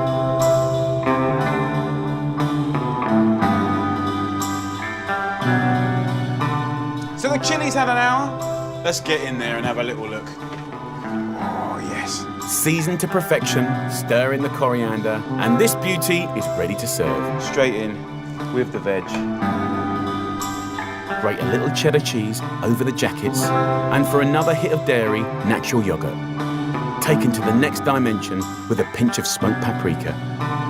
And a final flourish of coriander. A good, honest, wholesome plate full of food for a hearty dinner, and only 445 calories to boot. That is so good. Deep in flavour. You've got 5, yes, 5 of your fruit and veg a day in one portion right there. Easy, home run, do it. So let me show you how to make a tomato sauce, but guys, not a normal tomato sauce. Let's make a superfood tomato sauce. Pour in 2 tablespoons of extra virgin olive oil on a medium heat, 2 sliced cloves of garlic, 2 teaspoons of dried oregano, and fry the lot for a minute. Into that aromatic mix with onions, celery, carrots, courgettes, red peppers, leeks and butternut squash, skin on. It'll cook down nicely. In the Oliver household, this 7 veg tomato sauce is pretty much always in our freezer. And we use it for simple pasta dishes, spaghetti penne, you can put it in stews, you can put it in curries. You get the drift, right? I'm gonna just, on a medium heat, cook it down, and after 20 minutes, it looks like this. So this is just pure, natural flavour. The sweetness comes out, and you've earned that through patience. So, you know, this isn't Monday to Friday, I'm busy running all over the place. For me, weekend, put it on, get on with other stuff, do whatever you gotta do. We're gonna add 4 tins of tomatoes. Now, a quick tip on tomatoes, you can get passata, it's fine. You can get chopped tomatoes, they're doing you a favour. But if you want the A-grade tomatoes, always buy plum tomatoes, okay? We need about 2 tins of water, so half fill the empties and swirl around the remaining juices. Simmer for 25 minutes or until the sauce is reduced. At this point, we've added no salt at all, so let's have a taste. Now, salt's an interesting one, right? Because we don't want to have too much salt in our diet. But by committing to cooking from fresh, on average, your salt consumption is going to be way down. At this point, we want to season with salt, and of course, this is going to have way less salt than many of the pre-bought sauces that you're going to get. And that's it. Just cool it, blitz it smooth, and Bob's your uncle. Bag it up, squeeze out the air, and follow me to the freezer. This kind of stuff weirdly makes me happy. I think I'm getting old, okay? What we've got is we'll freeze these down, and then you've almost got like a little library. And you've got an instant sauce any day of the week, superfood, super fast. Now the question is, what do you do with it? And I've got an amazing recipe that my family love. These perfect pasta parcels smothered in mouth-watering 7 veg sauce have got 3 of your 5 a day and only 536 calories a portion. This is something that is just a lovely thing to do at the weekend. In a way, it's a kind of another batch cook recipe because you can do a batch and freeze ravioli and cook from frozen, and the Italians do it and it's brilliant. Get yourself 300 grams of fine ground Italian flour. Make a well in the middle, and fill it with 3 free-range eggs. And that's all you need. I do this with my little kids and we have so much fun, but it's basically making edible Play-Doh. You can whiz the dough together in a food processor, but I prefer to use my hands. Knead it till really smooth on a floured surface. Cling film it and let it rest for about half an hour. Now, let's have a look at the filling, starting with the butternut squash. Dry roast in the oven for an hour at 180 degrees Celsius, 350 Fahrenheit.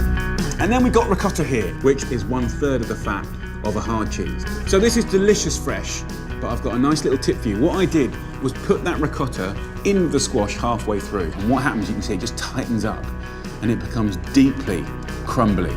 Lose the skin and seeds and add 15 grams of finely chopped basil. Mash this tasty trio together and season it. So there you go. That is, my friends, your filling. So let's do the fun bit. We've got the dough here. Of course, using a machine is kind of easier, but just to show that you can do it with a rolling pin. Break off some dough on a floured surface, get it about 1 millimetre thick and about 12 centimetres wide. And that'll hold a heaped teaspoon of filling nicely. Brush on some water and seal. Squeeze out the air, and that is your basic ravioli.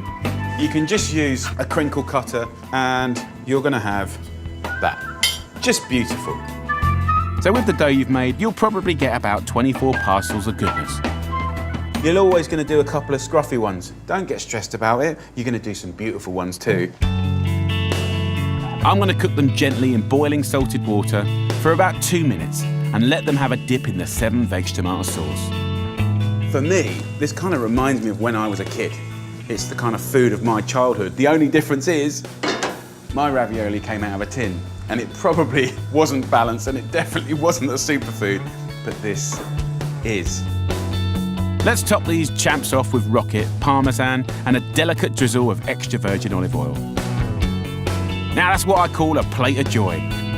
With 3 of your 5 fruit and veg a day and only 536 calories a portion, super healthy family food with enough in the freezer to dine another day. Oh, this is so heavenly this weekend. Just give it a go. You're gonna love it. Oh. And I want to show you some different ways to use barley because I really want you to all go out and buy some. All that wonderful fibre, protein and the beta-glucans that we know improve our heart. And today I'm going to use it to go alongside a vintage, old school Guinness and steak stew. This hearty dinner with tender beef chunks, served with beautiful barley and steamed greens, is a brilliantly balanced bowl of goodness that your family can feast on. So, to kick off this casserole, get a large pan on a medium-high heat.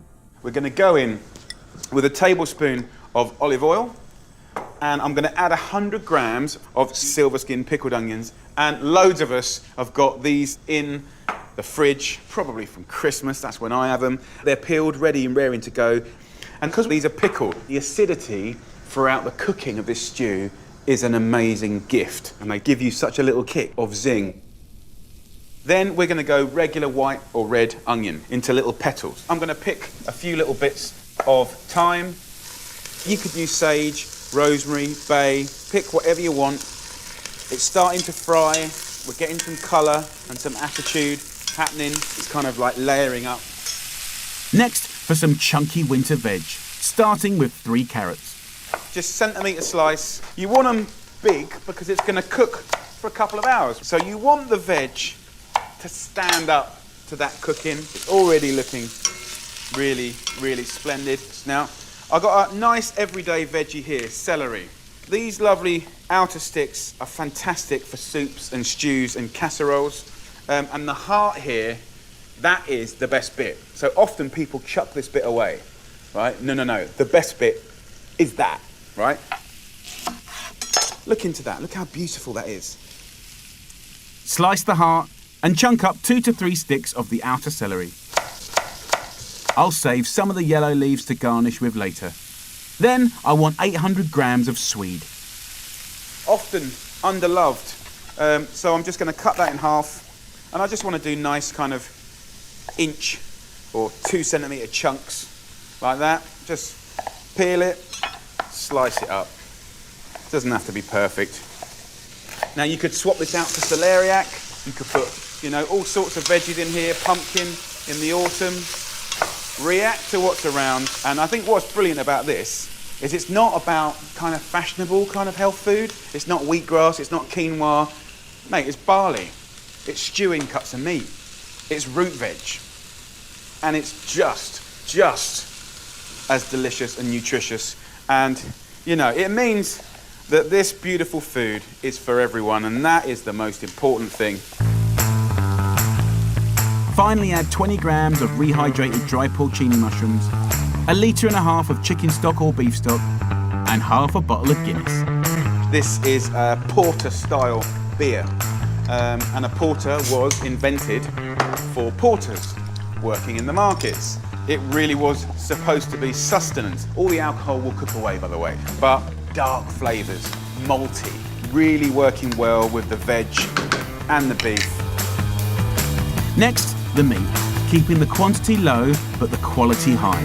So I want to show you a cut of meat maybe some of you haven't seen before. It's a skirt steak. I've got 500 grams here, and just having chunks of this is really nice. It's going to be so tender. Skirt steak is leaner than many cuts of beef.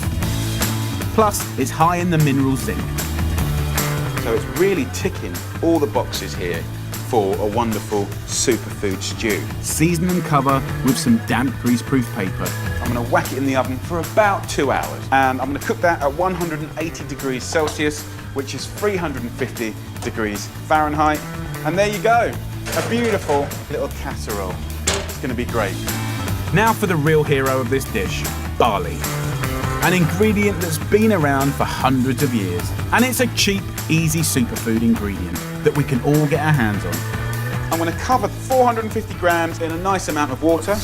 And when the stew has just 45 minutes of cooking left, gently boil. Casserole in, pearl barley ready, happy days. 2 hours later, we're in a great place. The pearl barley has been boiling away here for the last sort of 45 minutes. Have a little look, it's plumped up, it's lovely. And while that pans on, that's an excuse to put a colander there, and I've steamed, just for 5 minutes, some beautiful veggies. So I've just got chards, kales, Savoy cabbage, nice leafy greens, okay? So we don't want to overcook it. We're cooking it really, really pure and nice. The stew, which has been ticking along in the oven, is also ready. Very exciting. There you go. Comforting food.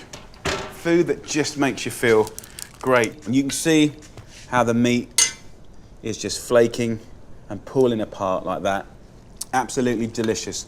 And the thing is this, right? We've used less red meat and a leaner red meat, but we've bulked it out and made a beautiful, tasty dish. That's great. Time to serve up. Drain the barley, and then I've got a great tip to turn this hero ingredient into a firm family favourite. What I'm going to do is add 1 or 2 teaspoons of mustard, depending on how you like it, right? So I'm going to go 2 actually today. That is fantastic with a little cheese. Now I'm going to use 20 grams as a kind of seasoning, right?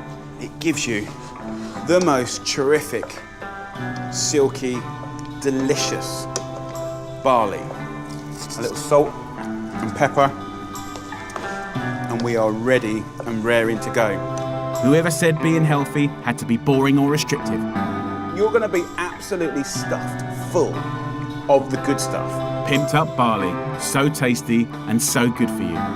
Old school beef and Guinness stew, soft and comforting. A nice big steaming wodge of greens. Simple, wholesome, good food. And all for under 600 calories per portion. Absolutely gorgeous. That barley is unbelievable. Everything that we love about mashed potato and rice, but this lowers cholesterol. It's a game changer, and most importantly, delicious.